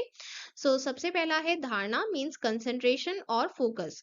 धारणा में हम एक सिंगल ऑब्जेक्ट पर फोकस करते हैं लंबे टाइम के लिए, ये हमारी साइकोलॉजिकल एंड स्पिरिचुअल ग्रोथ के लिए हेल्पफुल होता है। When there is an uninterrupted flow of the mind towards the object of focus, the yogi enters the state of meditation. जब हमने धारणा की बात की तो हम एक स्पेसिफिक चीज पर फोकस कर रहे थे। जब हम ध्यान की बात करते हैं तो हमारे माइंड में बिल्कुल न्यूट्रल फीलिंग रहती है, मींस ना ही हम कुछ पॉजिटिव सोचते हैं ना ही हम कुछ नेगेटिव सोचते हैं। तो इसमें हम पूरे अवेयर होते हैं, बट हम किसी भी चीज के बारे में ना कुछ अच्छा सोचते हैं और ना कुछ बुरा सोचते हैं। हमारा माइंड कंप्लीटली स्टेबल होता है इस स्टेट में, एंड इसी वजह से ध्यान हमारी गुड हेल्थ को प्रमोट करता है। देन समाधि means total absorption. Self awareness के बाद आती है ये स्टेज जहां पर हम सेल्फ रियलाइजेशन के स्टेट में एंटर करते हैं। Here are the practice questions. First question, according to Patanjali, what is Ashtang Yoga? यहाँ पर जनरली ये क्वेश्चन डिटेल में ही पूछा जाएगा, जहाँ पर आपको अंतरांग योगा और बहिरंग योगा के बारे में भी बताना होगा। सबसे पहले तो आप अष्टांग योगा के 8 लिम्स के बारे में बताएंगे और फिर बहिरंग योगा और अंतरांग योगा इन दोनों के बारे में भी ब्रीफली एक्सप्लेन करेंगे। Then explain all parts of Bahirang Yoga. Describe all parts of Ashtang Yoga. सो यहाँ पर ये सेपरेट क्वेश्चन पूछा गया है, और इस तरह का क्वेश्चन होगा तो आप मार्क्स के बेसिस पर आंसर देंगे। अगर डिटेल क्वेश्चन है तो उसमें आपको सारी चीजें एक्सप्लेन करनी है। अदरवाइज अगर शॉर्ट क्वेश्चन है लाइक 2 मार्क्स का क्वेश्चन है तो उसमें आप लिम्स के नेम लिख देंगे, ठीक है। Now proceeding to the next topic, concept of healthy living in Bhagavad Gita. Bhagavad Gita एक संस्कृत टेक्स्ट है जो महाभारत एपिक से डिराइव किया गया है। महाभारत एपिक में ही ये मिलता है, भीष्म पर्व में। यहाँ पर नॉलेज प्रोवाइड की गई है इंडियन रिलीजन एंड फिलोसफी के बारे में। जो लोग वेद नहीं पढ़ते, उपनिषद नहीं पढ़ते, वो गीता पढ़ सकते हैं। एज सच कोई रूल नहीं है कि आपने ये पढ़े हो तभी आप ये पढ़ सकते हैं, आप ये भी पढ़ सकते हैं बिना इनको पढ़े। ये एक ऐसी बुक है जो हमारी लाइफ के डिफरेंट एस्पेक्ट्स के बारे में हमें नॉलेज देती है, एंड स्पेशली डिफिकल्ट टाइम्स में, क्योंकि इसमें उसी सब चीज़ों के बारे में नॉलेज है कि हमें कौन सी सिचुएशन में क्या करना चाहिए, कैसे डिसीजन लेना चाहिए, क्या करना चाहिए और क्या नहीं करना चाहिए, ये सभी चीज़ें हमें यहाँ पर समझाई गई हैं, एंड इसे वर्ल्ड वाइड एक्सेप्टेंस भी मिला है। भगवत गीता में 18 चैप्टर्स हैं। पूरा कंटेंट एक डिस्कशन, एक कन्वर्सेशन की फॉर्म में है जो कृष्णा और अर्जुन के बीच में है। यहाँ पर ये कहाँ पर हो रहा है डिस्कशन? कुरुक्षेत्र में। कुरुक्षेत्र वो जगह है जहाँ पर ये महाभारत हुई थी, महाभारत का युद्ध हुआ था। सो अर्जुन कंफ्यूज्ड है। उसको अलग-अलग कंफ्यूजन्स हैं, वो अपनों के ही खिलाफ लड़ रहा है, उसे लड़ना चाहिए या फिर नहीं, ये सभी चीज़ें उसे परेशान कर रही हैं। उसकी मोरल ड्यूटीज़ एंड उसकी सोशल ड्यूटीज़, ये सभी उसे कंफ्यूज कर रही हैं। उसे क्या करना चाहिए, क्या नहीं करना चाहिए, ये सभी चीज़ें उसे इतना कंफ्यूज कर देती हैं कि वो हेजिटेट करता है कि अब वो वॉर में जाए या फिर नहीं। डिस्पाइट वो बहुत अच्छा योद्धा है, पर फिर भी वो अपनी कैपेबिलिटीज पर डाउट कर रहा है, कंफ्यूज्ड है। तो उन सभी कंफ्यूजन को दूर करने के लिए कृष्णा उन्हें एक्सप्लेन करते हैं कि उनकी क्या ड्यूटीज हैं एज अ फाइटर, एंड ये भी बताते हैं कि अलग अलग एग्जाम्पल्स देते हैं कि किस तरह से तुम्हें खुद को आइडेंटिफाई करना होगा, अपना रोल आइडेंटिफाई करना होगा कि तुम्हारा बेसिक रोल क्या है, तुम्हें क्या कर्म करना है, ये सभी चीजें वो उन्हें समझाते हैं। एंड साथ ही वो उन्हें अपना विश्व रूप भी दिखाते हैं। The Bhagavad Gita is admired और considered as sacred by ancient Indian traditions. ये एक सेक्रेड टेक्स्ट माना जाता है इंडियन ट्रेडिशंस में। Then next topic, types of yoga. Bhagavad Gita में 3 टाइप्स ऑफ योगा हाईलाइट किए गए हैं। सबसे पहला है भक्ति yoga, means yoga for devotion. इसमें हम वर्शिप करते हैं, वर्शिप के फॉर्म में ही योगा करते हैं। देन कर्म yoga, means yoga for selfless action. जो भी काम हम करते हैं उसकी रिजल्ट्स की चिंता नहीं करते। जैसे हम कहते हैं कर्म करो, फल की चिंता मत करो। तो हमें कर्म करना है, मीन्स जो हमारा काम है हमें उसे करने पर ध्यान देना है। उसका क्या आउटकम आएगा ये सोचकर उस वरी में फिर हम काम करना बंद कर दें, तो वो कोई सॉल्यूशन नहीं है। इसलिए हमें सिर्फ अपने मेहनत पर ध्यान देना है, रिजल्ट्स पर नहीं देना है। It is highlighted by many as the ideal path for self realization. Self realization के लिए ये एक अच्छा पाथ है। Then ज्ञान योग, yoga of self transcending knowledge। खुद को समझने के लिए, सेल्फ अवेयरनेस के लिए ये बेस्ट पाथ है ज्ञान योगा। अब हम ये समझने वाले हैं कि योगा को भगवत गीता में किस तरह से डिस्क्राइब किया गया है, क्या-क्या बेसिक प्रिंसिपल्स बताए गए हैं। तो सबसे पहला, योगा मीन्स इक्वानिमिटी। बेसिकली भगवत गीता में कहा गया है समत्वम योग उच्यते। इसका इंग्लिश में मीनिंग होता है योगा मीन्स इक्वानिमिटी। अब ये इक्वानिमिटी क्या है? सो बेसिकली कोई भी पेन हो या प्लेजर हो, दोनों को सेम वे में डील करना। मींस अगर हमारे को कोई अच्छा बोल रहा है या हमें किसी ने बुरा बोला, हम दोनों ही कंडीशंस में न्यूट्रल हैं। मींस अगर हमें किसी ने अच्छा बोला तो ये नहीं कि हम बहुत ज्यादा एक्साइटेड हो गए, किसी ने हमें बुरा बोला तो ये नहीं कि हम बहुत ज्यादा गुस्सा हो गए। मींस हम हर कंडीशन में न्यूट्रल हैं। हमारा माइंड किसी भी कंडीशन में एक्सट्रीम नहीं जाता है, ना ही राइट एक्सट्रीम ना ही लेफ्ट एक्सट्रीम। तब जब हम न्यूट्रल कंडीशन में हैं, दैट इज इक्वानिमिटी। तो तब हमारा माइंड पीसफुल रहता है और हमारी बॉडी प्रॉपरली फंक्शनिंग करती है। और इसी की हेल्प से हमारी बॉडी ना ही हमें कोई डिजीज होगी, मेंटल डिजीज नहीं होगी, हमारी फिजिकल हेल्थ भी सही रहेगी, क्योंकि हमारा माइंड सही है। सो अपने माइंड को सही रखने के लिए हमें इक्वानिमिटी प्रैक्टिस करनी होगी। भगवत गीता में योगा को कुछ इस तरह से डिफाइन किया गया है, योग है कर्मासु कौशलम। Means yoga is skill in action. हम अपना काम कितने स्किलफुली करते हैं, यही योगा है। The skill is in maintaining relaxation and awareness in action. जैसा कि हमने पहले भी डिस्कस किया था कि हमारा रोल है अपने कर्म पर ध्यान देना, हमें अपने काम पर ध्यान देना है, मीन्स अपने एक्शन पर ध्यान देना है। हम उसे रिलैक्सेशन के साथ, अवेयरनेस के साथ करें। एंड हमारा ध्यान रिजल्ट पर नहीं होना चाहिए। जब हमारा सारा ध्यान होगा एक्शन पर, हम प्रॉपरली अपना 100% देते हुए पूरी डिटर्मिनेशन के साथ अपना एक्शन करते हैं, तो हमें उसका रिजल्ट भी जरूर मिलता है जब प्रॉपर डेडिकेशन और कमिटमेंट दी जाएगी। तो इसलिए हमें अपने एक्शन पर ध्यान देना है, हमें उसमें स्किलफुल रहना है एंड हमें रिजल्ट्स की चिंता नहीं करनी है। इसी की हेल्प से हम पीसफुली रह पाएंगे। हमारे पास एक पर्पस होगा। पर्पस क्या है? हमारा एक्शन। हम अपने एक्शन पर ध्यान देंगे, ना कि उसके रिजल्ट पर। This also helps in taking positive decision. जब हमें कोई भी डिसीजन लेना है, हम पॉजिटिव डिसीजन लेंगे और पॉजिटिव थिंकिंग रखेंगे एंड पूरा लाइफस्टाइल सही रखेंगे, मॉडरेट ईटिंग होगी, मॉडरेट स्लीपिंग होगी और अपने गोल के लिए प्रॉपरली डिटर्मिनेशन के साथ काम करेंगे। Dedicating the divine qualities. हमारी लाइफ का गोल होना चाहिए कि हम डिस्ट्रक्टिव ह्यूमन रेस से दूर रहें। मीन्स हमें ह्यूमैनिटी के साथ जीना है, पीसफुली जीना है एंड इसके लिए हमें अपने अंदर डिवाइन क्वालिटीज डेवलप करनी होंगी, जैसे फियरलेसनेस। हम कोई भी काम करने से पहले ही डर नहीं सकते, हमें हिम्मत होनी चाहिए। Purification of one's existence, cultivation of spiritual knowledge, spiritual aspect पर भी ध्यान देना है। चैरिटी, सेल्फ कंट्रोल, हमारा कंट्रोल होना चाहिए हमारे इमोशंस, थॉट्स एंड एक्शंस पर। परफॉर्मेंस ऑफ सेक्रीफाइस, हमारी चीजें जरूरी नहीं है कि हमारी ही रहेंगी, कोई सिचुएशन ऐसी भी हो सकती है कि हमें उसे सेक्रीफाइस करना हो।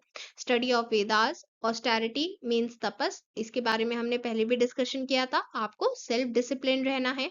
Simplicity, non violence, truthfulness, freedom from anger, tranquility, gentleness, steady determination means आप अगर पूरी डिटरमाइन होकर अपने कर्म पर ध्यान देते हैं तो आपको रिजल्ट भी जरूर मिलता है। उसके लिए आपको रिजल्ट पर ध्यान देने की जरूरत नहीं है, आपको पूरा ध्यान देना है अपनी मेहनत पर, अपने कर्म पर। Forgiveness, cleanliness, freedom from envy. So ये सभी कुछ डिवाइन क्वालिटीज हैं जो हमें अपने अंदर डेवलप करनी चाहिए। Then balance in consciousness. Consciousness means हमें पता होना चाहिए कि क्या सही है और क्या गलत, इस चीज का हमारा कॉन्शियस हमें पता होना चाहिए। We should be conscious about it. हम क्या खा रहे हैं, क्या हमारी हैबिट्स हैं, ये सभी चीजें हमारे कंट्रोल में होनी चाहिए। अगर कोई चीज हमें गलत लग रही है तो हमें उसे लीव करना है, कोई चीज सही लग रही है तो उसे अडेप्ट करना है। तो ये चीज हमें पता होनी चाहिए कि हमारे लिए क्या सही है और क्या गलत, और उस चीज को इम्प्लीमेंट करना चाहिए। Here are the practice question. Explain concept of healthy living described in Bhagavad Gita. Explain the following types of yoga: Bhakti yoga, Karma yoga, Jnana yoga. Explain the following. Yoga means equanimity. How yoga is a skill action. Describe how yoga dedicate the divine qualities. So ये सभी points हमने discuss किए हैं. Try to answer these. Otherwise जब हम question answer video में discuss करेंगे वहां पर भी आप देख सकते हैं. ठीक है. Now, the last topic of this chapter: importance of subjective experience in daily yoga practice. जब हम डेली लाइफ में योगा प्रैक्टिस करते हैं तो उससे हमारे डिफरेंट एस्पेक्ट्स, हेल्थ के डिफरेंट एस्पेक्ट्स पर क्या इफेक्ट होता है, ये चीज हम डिस्कस करने वाले हैं। जब हमारी बॉडी फिजिकली फिट होगी तो हमारी मेंटल हेल्थ भी सही होगी, स्पिरिचुअल हेल्थ भी सही होगी, सोशल हेल्थ भी सही होगी, मीन्स हमारी ओवरऑल हेल्थ बनी रहेगी। तो इसलिए ये सभी एस्पेक्ट्स एक दूसरे पर डिपेंडेंट है। यहाँ पर हम हेल्थ के चारों एस्पेक्ट्स के बारे में समझने वाले हैं: physical, mental, social, spiritual. Physical health. The health of the body is of fundamental importance in life. To preserve and restore health, there are आसन, प्राणायाम एंड रिलैक्सेशन टेक्निक्स। हम जानते हैं योगा हमें योगा जब हम प्रैक्टिस करते हैं उसमें डिफरेंट आसन, प्राणायाम होते हैं। तो इन सभी की हेल्प से हम अपनी हेल्थ को प्रिजर्व रख सकते हैं। अगर हमारी हेल्थ ऑलरेडी खराब है उसे रिस्टोर कर सकते हैं। फिजिकल हेल्थ को सही रखना बहुत जरूरी है एंड इसे सही रखने में हेल्प करती है योगा। फिजिकल डेवलपमेंट हमारी पूरी लाइफ को अफेक्ट करता है एंड ये बाकी डेवलपमेंट के लिए भी एक बेसिस होता है। हमारी mental, social and spiritual health के लिए ये एक बेसिस होता है। जब हम फिजिकली हेल्दी होंगे तभी हम अपनी बाकी हेल्थ पर ध्यान दे पाएंगे। तो इसलिए हमें अपनी फिजिकल डेवलपमेंट पर ध्यान देना है। हमारी body, height, weight ratio, anatomical, physiological development, इन सभी डेवलपमेंट्स पर ध्यान देना है। हमारा नर्वस सिस्टम सही हो, हमारे सभी तरह के सिस्टम सही हो, हमारी कंडीशन ऑफ हेल्थ अच्छी बनी रहे, ये चीज हमें कैसे इंश्योर करनी है? Through various asanas and pranayama of yoga. And yes, of coarsely जब हम बात करते हैं योगा की, तो योगा के फुल बेनिफिट्स लेने के लिए हमें क्या करना है? हमें योगा के साथ साथ अपनी योगिक डाइट पर भी ध्यान देना है। तो हम किस तरह का फूड कंज्यूम कर रहे हैं एंड उसकी क्वांटिटी कितनी है, मींस अप्रोप्रिएट क्वांटिटी होनी चाहिए एंड फूड भी अप्रोप्रिएट होना चाहिए। सो ये दोनों फैक्टर्स ही मिलकर हमारी फिजिकल हेल्थ में कंट्रीब्यूट करते हैं। मेंटल हेल्थ, मेंटल हेल्थ एक इम्पॉर्टेंट कंपोनेंट है पूरी हेल्थ का, हमारी पूरी ओवरऑल वेलबींग बनाए रखने के लिए। मेंटल हेल्थ एक ऐसी स्टेट है जिसमें हम अपने साइकोलॉजिकल एंड इमोशनल वेलबींग की बात करते हैं। सो इमोशनल वेलबींग का मतलब है कि हम अपने इमोशंस को अपने कंट्रोल में रखें, कब कैसा बिहेव करना है ये चीज हमारे कंट्रोल में है, हमारा माइंड हमारे कंट्रोल में है। हम ऐसे एक्शंस कर रहे हैं जो फ्रूटफुल है हमारी सोसाइटी के लिए एंड हम अपनी डेली लाइफ के पूरे रूटीन्स प्रॉपरली फॉलो कर पा रहे हैं। जब हम अपने माइंड की बात करते हैं तो हमें अपने माइंड को कंट्रोल में रखना है, हमारे माइंड में नेगेटिव थॉट्स ना आए, हम पॉजिटिव सोचें। जो भी हम काम कर रहे हैं उसको एक पॉजिटिव थॉट पॉजिटिव फीलिंग के साथ करना है। अगर हमारे माइंड में नेगेटिव थॉट्स चलते रहेंगे उसकी वजह से मेंटल इलनेस, डिप्रेशन जैसी प्रॉब्लम्स हो सकती हैं। तो इसलिए जरूरी है कि हम पॉजिटिव फीलिंग्स रखें, थॉट क्लियर होने चाहिए, हमें क्या करना है क्या नहीं करना है, इनर फ्रीडम बनी रहनी चाहिए, कंटेंटमेंट होना चाहिए, जो है उसमें सेटिस्फाइड रहें एंड सेल्फ कॉन्फिडेंट रहें। ये सभी बेसिस हैं मेंटल वेलबींग के लिए। तो इसलिए हमें नेगेटिव क्वालिटीज को ओवरकम करना है एंड पॉजिटिव थॉट्स को प्रमोट करना है। Next, social health. Social health का सिंपल टर्म्स में मीनिंग ये है कि हम दूसरों के साथ कितने अच्छे से रहते हैं। अगर हम अच्छे से रहते हैं मीन्स हम सोशली हेल्दी हैं। बट अगर हम अच्छे से नहीं रहते, दूसरों के साथ प्रॉपरली बिहेव नहीं करते, then we are not socially healthy. So social health का एक इम्पॉर्टेंट कंसेप्ट है कि हमारा एटीट्यूड कैसा है, बिहेवियर कैसा है दूसरों के लिए, मीन्स हम हमारी सोसाइटी में हमारा बिहेवियर कैसा है, हम कैसे काम कर रहे हैं अपनी सोसाइटी में। That is one important aspect of social health. It is the outcome of the process of socialization. एक प्रोसेस है सोशलाइजेशन जिसमें हम बाकी लोगों के साथ मिलते हैं, उनसे बात करते हैं। उसमें हमारा एटीट्यूड कैसा है, हम उनके साथ कैसे बिहेव कर रहे हैं, ये चीज अफेक्ट होगी हमारे मेंटल एटीट्यूड से। एंड हेंस जैसे कि हमने पहले भी डिस्कस किया है कि सभी एस्पेक्ट्स एक दूसरे से रिलेटेड हैं। अगर हमारा मेंटल एटीट्यूड सही होगा तभी हम बाकी लोगों के साथ हार्मनी में रह पाएंगे। आजकल हम देखते हैं कि क्राइम्स बहुत ज्यादा बढ़ गए हैं, ये भी सोशल इलनेस का ही एक एग्जाम्पल है। क्योंकि अगर हम सोशली हेल्दी हैं तो हम सोशली कोई क्राइम नहीं करेंगे, बट अगर हम सोशली हेल्दी नहीं हैं तो हमें वो क्राइम करने में कुछ गलत नहीं लगता, इसी वजह से वो क्राइम करते हैं। तो इसलिए ये सोशल इलनेस है, मीन्स ये इंडिकेट करता है कि हम सोशली हेल्दी नहीं हैं। तो इसके लिए हमें ग्रुप प्रोसेसेस में पार्टिसिपेट करना चाहिए, हमें दूसरों को कोऑपरेट करना चाहिए, कोई कंपटीशन है उसमें पार्टिसिपेट करना चाहिए, लोगों के साथ फ्रेंडली रहना चाहिए। कोई किसी को हेल्प की नीड है तो सिंपैथी दिखाकर उसकी हेल्प भी करनी चाहिए, कम्युनिकेशन रखना चाहिए बाकियों से। तो इस तरह से हम सोशल डेवलपमेंट कर सकते हैं। The experience of yoga in daily life can assist in overcoming this illness and grant people a new positive aim and purpose in everyday life. जब हम डेली योगा प्रैक्टिस करते हैं तो हम अपनी सोशल इलनेस को ओवरकम कर सकते हैं, अपना एक पॉजिटिव माइंडसेट बना सकते हैं, लोगों से अपना सोशल इंटरेक्शन बढ़ाकर अपनी सोशल हेल्थ को इम्प्रूव कर सकते हैं। The importance of keeping a good positive company has a great influence upon our mind. जब हमारे आसपास की कंपनी मीन्स जिन लोगों से हम बात करते हैं, जिन लोगों के साथ हम बोलते हैं, वो सभी अगर अच्छे हैं, अगर हमारी कंपनी पॉजिटिव है तो इसका हमारे माइंड पर एक अच्छा इन्फ्लुएंस होता है। अगर हमारी कंपनी अच्छी नहीं होगी, हमारे आसपास के लोग अच्छे नहीं होंगे, तो हमारे माइंड पर भी गलत इफेक्ट होगा। इसलिए हमें अपनी कंपनी मीन्स अपने आसपास के लोगों को अच्छा रखना है, जो हमारे लिए अच्छा सोचें, हम उनके लिए अच्छा सोचें, मीन्स एक गुड एंड पॉजिटिव कंपनी बनाए रखनी है। To practice yoga intends to be active in the positive sense and to work for the welfare of all of humanity. Mean सभी के वेलफेयर के लिए, सभी के लिए हमें वर्क करना है एंड हमें ऐसे काम करने हैं जो हमारी सोसाइटी के लिए पीसफुल हो।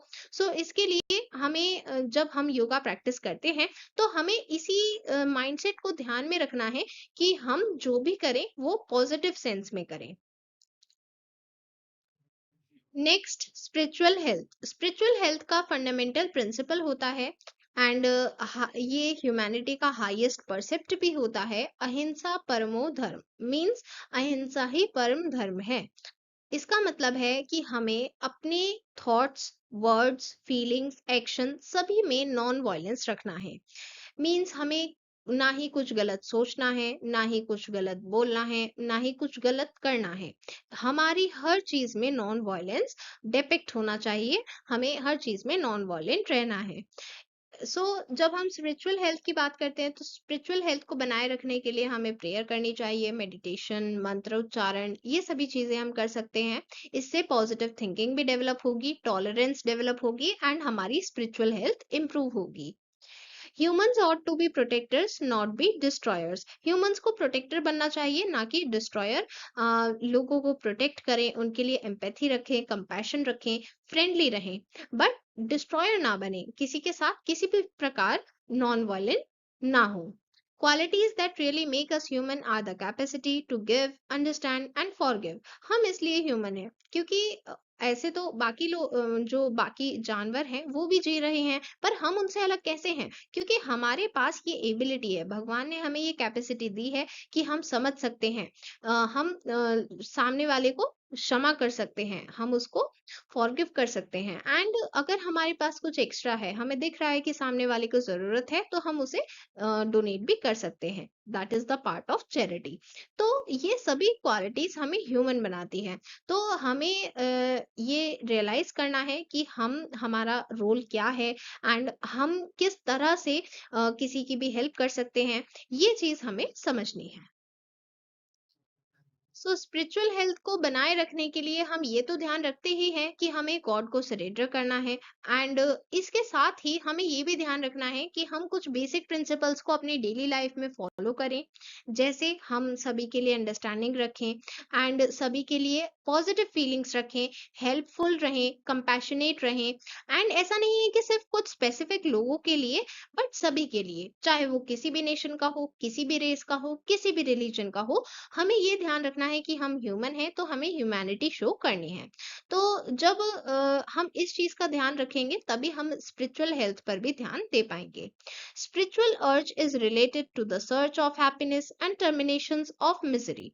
स्पिरिचुअल हेल्थ में हमें यही देखना है कि हम हैप्पीनेस के लिए सर्च करें, मींस हम हैप्पीनेस को ढूंढें एंड मिजरी को एंड करें। तो वो हमारी मिजरी है या किसी और की मिजरी है, मींस अगर कोई और भी दुख में है तो हमें उसकी भी हेल्प करनी है एंड जब हम उसकी हेल्प करेंगे तो हमें भी खुशी मिलेगी। इस चीज को हमें यहाँ पर याद रखना है। Now it's time for PYQ, previous year question. यहाँ पर हम सीबीएसई 2026 बोर्ड एग्जाम के क्वेश्चंस प्रैक्टिस करने वाले हैं एंड जो इससे पहले के प्रीवियस ईयर क्वेश्चंस हैं लाइक 2025, 2024, वो ऑलरेडी हमने प्रैक्टिस किए हैं प्रीवियस वीडियोस में एंड ये आपको प्लेलिस्ट में मिल जाएंगे। ठीक है, ये सभी जो प्रीवियस ईयर क्वेश्चंस हैं वो आपको प्लेलिस्ट में मिल जाएंगे।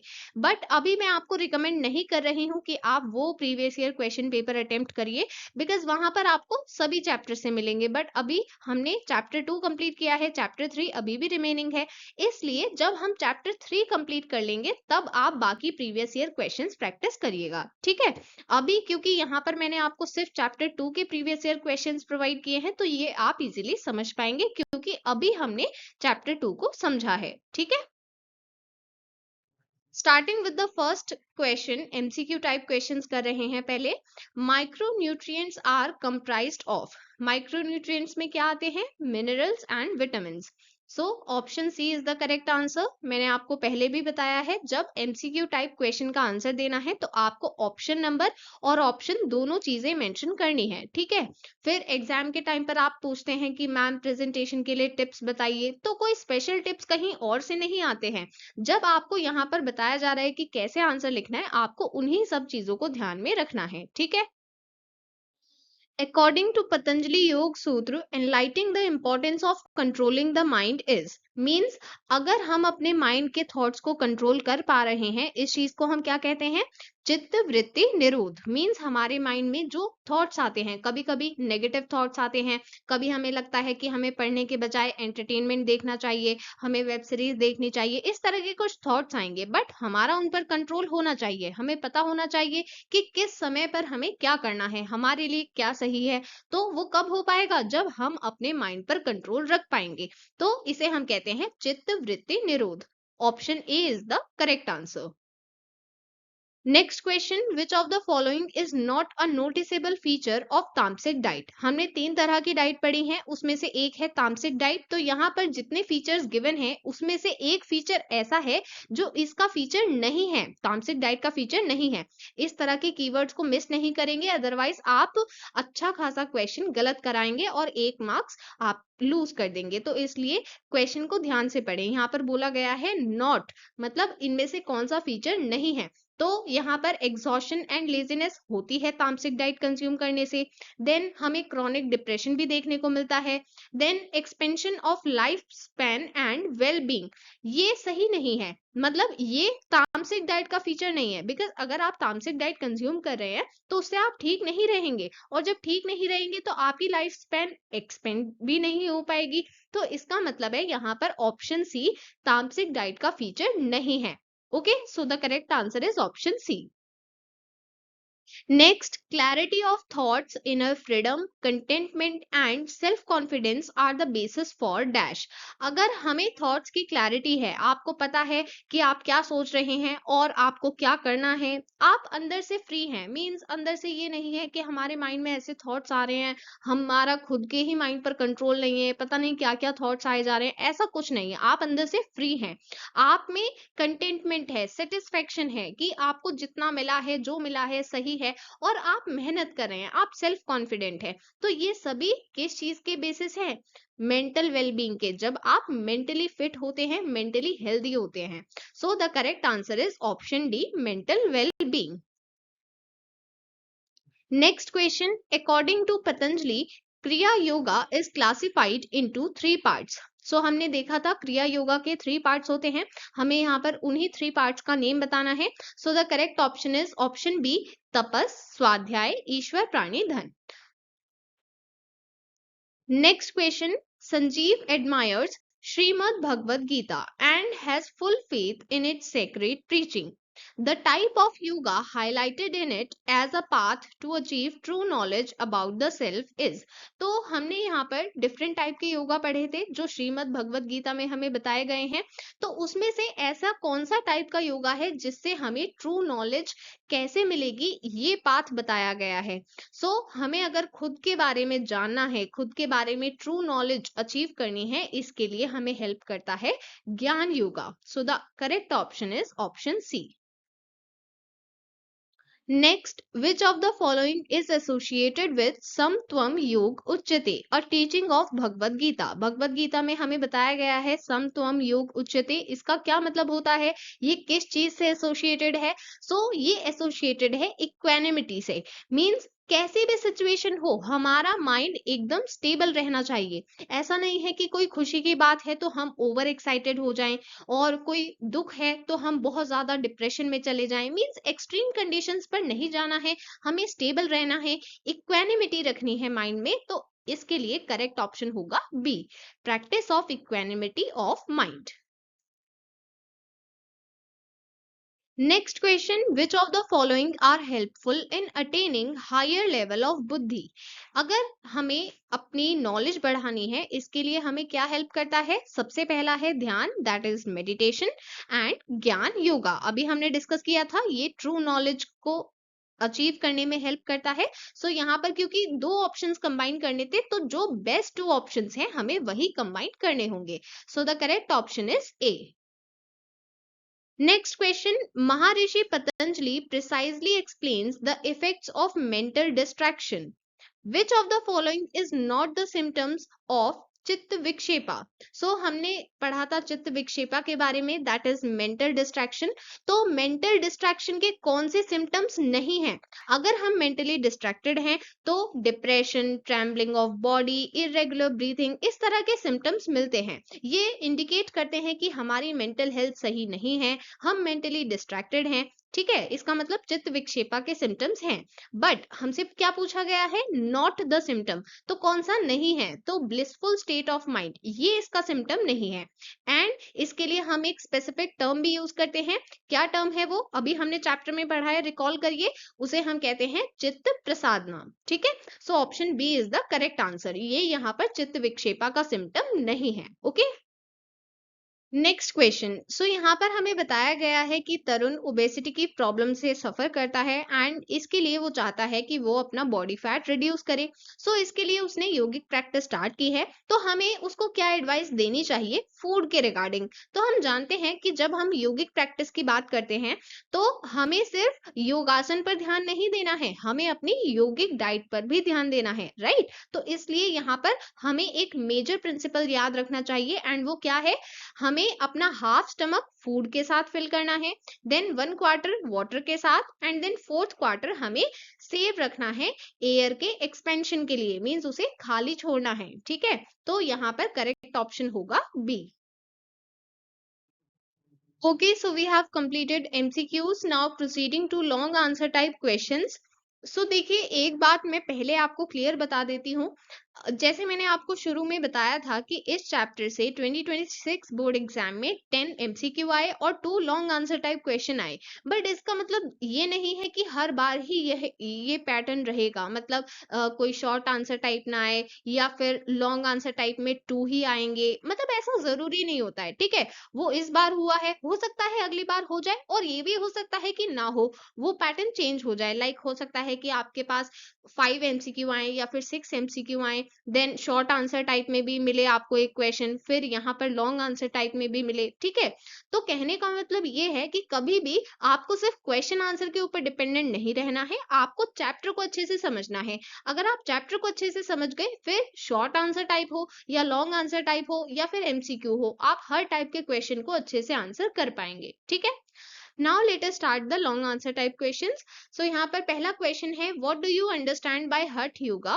What is the significance of hatha yoga? तो सबसे पहले इसके मार्क्स डिस्ट्रीब्यूशन को देख लेंगे। यहाँ पर लिखा है 1 + 3 = 4। ये आपको जनरली एग्जाम के क्वेश्चन पेपर में भी गिवन होता है।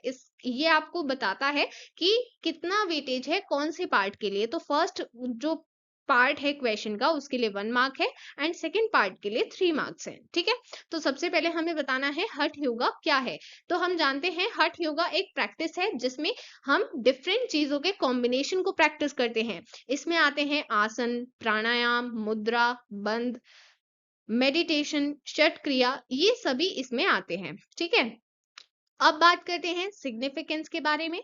तो यहाँ पर सिग्निफिकेंस के लिए हमें पॉइंट वाइज आंसर देना है। ठीक है, जहां पर आप पॉइंट वाइज आंसर दे सकते हैं वहां पर आपको पॉइंट वाइज आंसर ही देना चाहिए। बट अगर कहीं पर आपको लगता है कि पैराग्राफ में अच्छा आंसर दे पाएंगे तो वहां पर पैराग्राफ यूज करिए। ठीक है, बट जैसे बात करते हैं सिग्निफिकेंस, इंपॉर्टेंस या फिर कोई भी ऐसा आंसर जहां पर पॉइंट वाइज अच्छा दिया जा सकता है, तो आप उसको पॉइंट वाइज ही रखिए, क्योंकि उसमें आप क्लियरली इंडिकेट कर पाएंगे कि आपको एग्जैक्टली वो की पॉइंट पता है। ठीक है, तो यहाँ पर की पॉइंट क्या है? सबसे पहला है इम्प्रूव्स रेस्पिरेटरी सिस्टम। तो जब भी पॉइंट दे रहे हैं तो कोशिश करिए कि उसकी एक छोटी हेडिंग पहले आप प्रोवाइड कर दें और फिर आप उसको ब्रीफली एक्सप्लेन करें। तो अगर हम हठ योगासन प्रैक्टिस करते हैं, इससे हमारे रेस्पिरेटरी सिस्टम की फंक्शनिंग इंप्रूव होती है, और जब ये इंप्रूव होगी तो हमारी जो वाइटल कैपेसिटी है वो इंप्रूव होती है, इंक्रीज होती है। Okay, next improves cardiovascular fitness. जब हम हठ योगा प्रैक्टिस कर रहे हैं, इससे हमारे हार्ट की फिटनेस भी बनी रहेगी, हमारा ब्लड प्रेशर नॉर्मलाइज होगा एंड हार्ट से रिलेटेड डिजीजेस को कंट्रोल करने में इफेक्टिव होते हैं ये सभी postures. Then flexibility of the joints. जब हम हठ योगा प्रैक्टिस कर रहे हैं, इसमें डिफरेंट योगासन है एंड डिफरेंट कॉम्बिनेशंस है प्रैक्टिसेस के, तो इससे हमारे सभी जॉइंट्स फ्लेक्सिबल रहेंगे, हमारी मसल्स टोन अप होंगी एंड हमारी बॉडी की फ्लेक्सिबिलिटी इंक्रीज होती है। Then prepare the mind for meditation. जब हम हठ योगा प्रैक्टिसेस कर रहे हैं उसका ही पार्ट होती है मुद्रा। तो मुद्रा प्रैक्टिस करने से हमारा माइंड मेडिटेशन के लिए प्रिपेयर हो पाता है एंड इससे हमारे माइंड का फोकस इंप्रूव होता है। ओके, तो यहाँ पर भले ही हमें गिवन था कि जो पर्टिकुलरली सेकंड पार्ट है क्वेश्चन का, दैट इज सिग्निफिकेंस, उसके लिए हमें 3 पॉइंट्स देने हैं, बट फिर भी हमने यहाँ पर 4 पॉइंट्स लिख दिए हैं। एंड आप भी लिख सकते हैं, अगर आपको आता है फोर्थ पॉइंट तो आप जरूर लिखिए, क्योंकि वहां पर एक्स्ट्रा पॉइंट लिखने से मार्क्स नहीं कट होंगे। इनफैक्ट आप अपने आंसर को अच्छे से एक्सप्लेन कर पाएंगे। ठीक है, next question, according to Patanjali Yoga, what is the concept of mental well-being? Explain Chitta Vritti Nirodh and Chitta Prasadna described by Patanjali. तो यहाँ पर सबसे पहले हम देखेंगे मार्क्स डिस्ट्रीब्यूशन। 1, 1.5, 1.5 मीन्स जो फर्स्ट पार्ट है जहां पर हमें मेंटल वेलबींग का कंसेप्ट एक्सप्लेन करना है पतंजलि योगा के अकॉर्डिंग, ये है 1 मार्क के लिए। देन चित्त वृत्ति निरोध, इसके लिए 1.5 एंड देन चित्त प्रसादना, इसके लिए अगेन 1.5। तो ये टोटल 4 मार्क्स का क्वेश्चन बनता है। ठीक है, एंड इतना आपको पता है कि जब पार्ट वाइज आंसर पूछा जाता है तो ऐसा नहीं है कि पूरा आंसर आप एक ही पैराग्राफ में लिख देंगे, क्योंकि यहाँ पर पार्ट वाइज क्वेश्चन पूछा गया है तो आपको पार्ट वाइज ही आंसर करना है। तो सबसे पहले फर्स्ट पार्ट का आंसर करेंगे, स्पेस लीव करेंगे 1 लाइन, देन नेक्स्ट पार्ट। ठीक है, इस तरह से। ओके, सो सबसे पहले हम मेंटल वेलबींग के कंसेप्ट के बारे में एक्सप्लेन करेंगे पतंजलि योगा के अकॉर्डिंग। तो पतंजलि योग सूत्र स्टार्ट होते हैं चित्त वृत्ति निरोध के आइडिया के साथ, जिसमें हमें बताया जाता है कि माइंड को कंट्रोल करना इंपॉर्टेंट है एंड इसके लिए योगा हमें हेल्प करता है। योगा में वो कैपेबिलिटी है कि वो हमारी मेंटल हेल्थ को मेंटेन रखने में हेल्प कर सकता है। सो यहाँ पर हमें 3 मेजर एस्पेक्ट्स के बारे में बताया जाता है, प्रमोटिव, प्रिवेंटिव एंड क्यूरेटिव। ठीक है, ये कुछ ऐसे कीवर्ड्स हैं, मैंने आपको चैप्टर में भी बताया है एक्सप्लेन करते टाइम, ये कीवर्ड्स आपको मेंशन करने चाहिए आंसर में। ठीक है, तभी टीचर को पता चलेगा कि आपने चैप्टर को अच्छे से समझा है। ठीक है, देन योग्य है चित्त वृत्ति निरोध, इसके बारे में हमें एक्सप्लेन करना है। सो इस तरह से महर्षि पतंजलि ने योगा को डिफाइन किया है। सो इसका मतलब है कि योगा में वो कैपेबिलिटी है कि वो हमारे माइंड को कंट्रोल करने में हेल्प करती है। माइंड को कंट्रोल करना मतलब जो हमारे माइंड में थॉट्स आते हैं उन पर कंट्रोल रखना। तो इसके लिए डिफरेंट एस्पेक्ट्स जो हमें गिवन है उनके बारे में मेंशन करेंगे, प्रमोटिव, प्रिवेंटिव एंड क्यूरेटिव। ये तीनों एस्पेक्ट्स इंश्योर करते हैं कि हमारी मेंटल वेलबींग बनी रहे, मीन्स हम मेंटली हेल्दी रहें। ठीक है, इसके बाद चित्त प्रसादना के बारे में पूछा गया था। तो महर्षि पतंजलि ने बताया है ये एक ऐसी स्टेट है which is called blissful state of mind, means एक ऐसी स्टेट जिसमें हमारा माइंड पीसफुल है, काम है, हमें कोई टेंशन नहीं है, हम किसी चीज के बारे में बुरा भी नहीं सोच रहे हैं और हम किसी चीज के बारे में ओवर एक्साइटेड भी नहीं है। एक पीसफुल स्टेट ऑफ माइंड जहां पर हम अचीव कर लेते हैं उसी को हम कहते हैं चित्त प्रसादना। तो इसके लिए हमें क्या करना होगा, राइट एटीट्यूड डेवलप करना होगा डिफरेंट काइंड ऑफ पीपल के लिए। मीन्स जरूरी नहीं है कि हर किसी के साथ हम सेम बिहेव करें, बिकॉज हर कोई सेम नहीं होता, तो इसलिए हम हर किसी के साथ सेम एटीट्यूड नहीं रख सकते।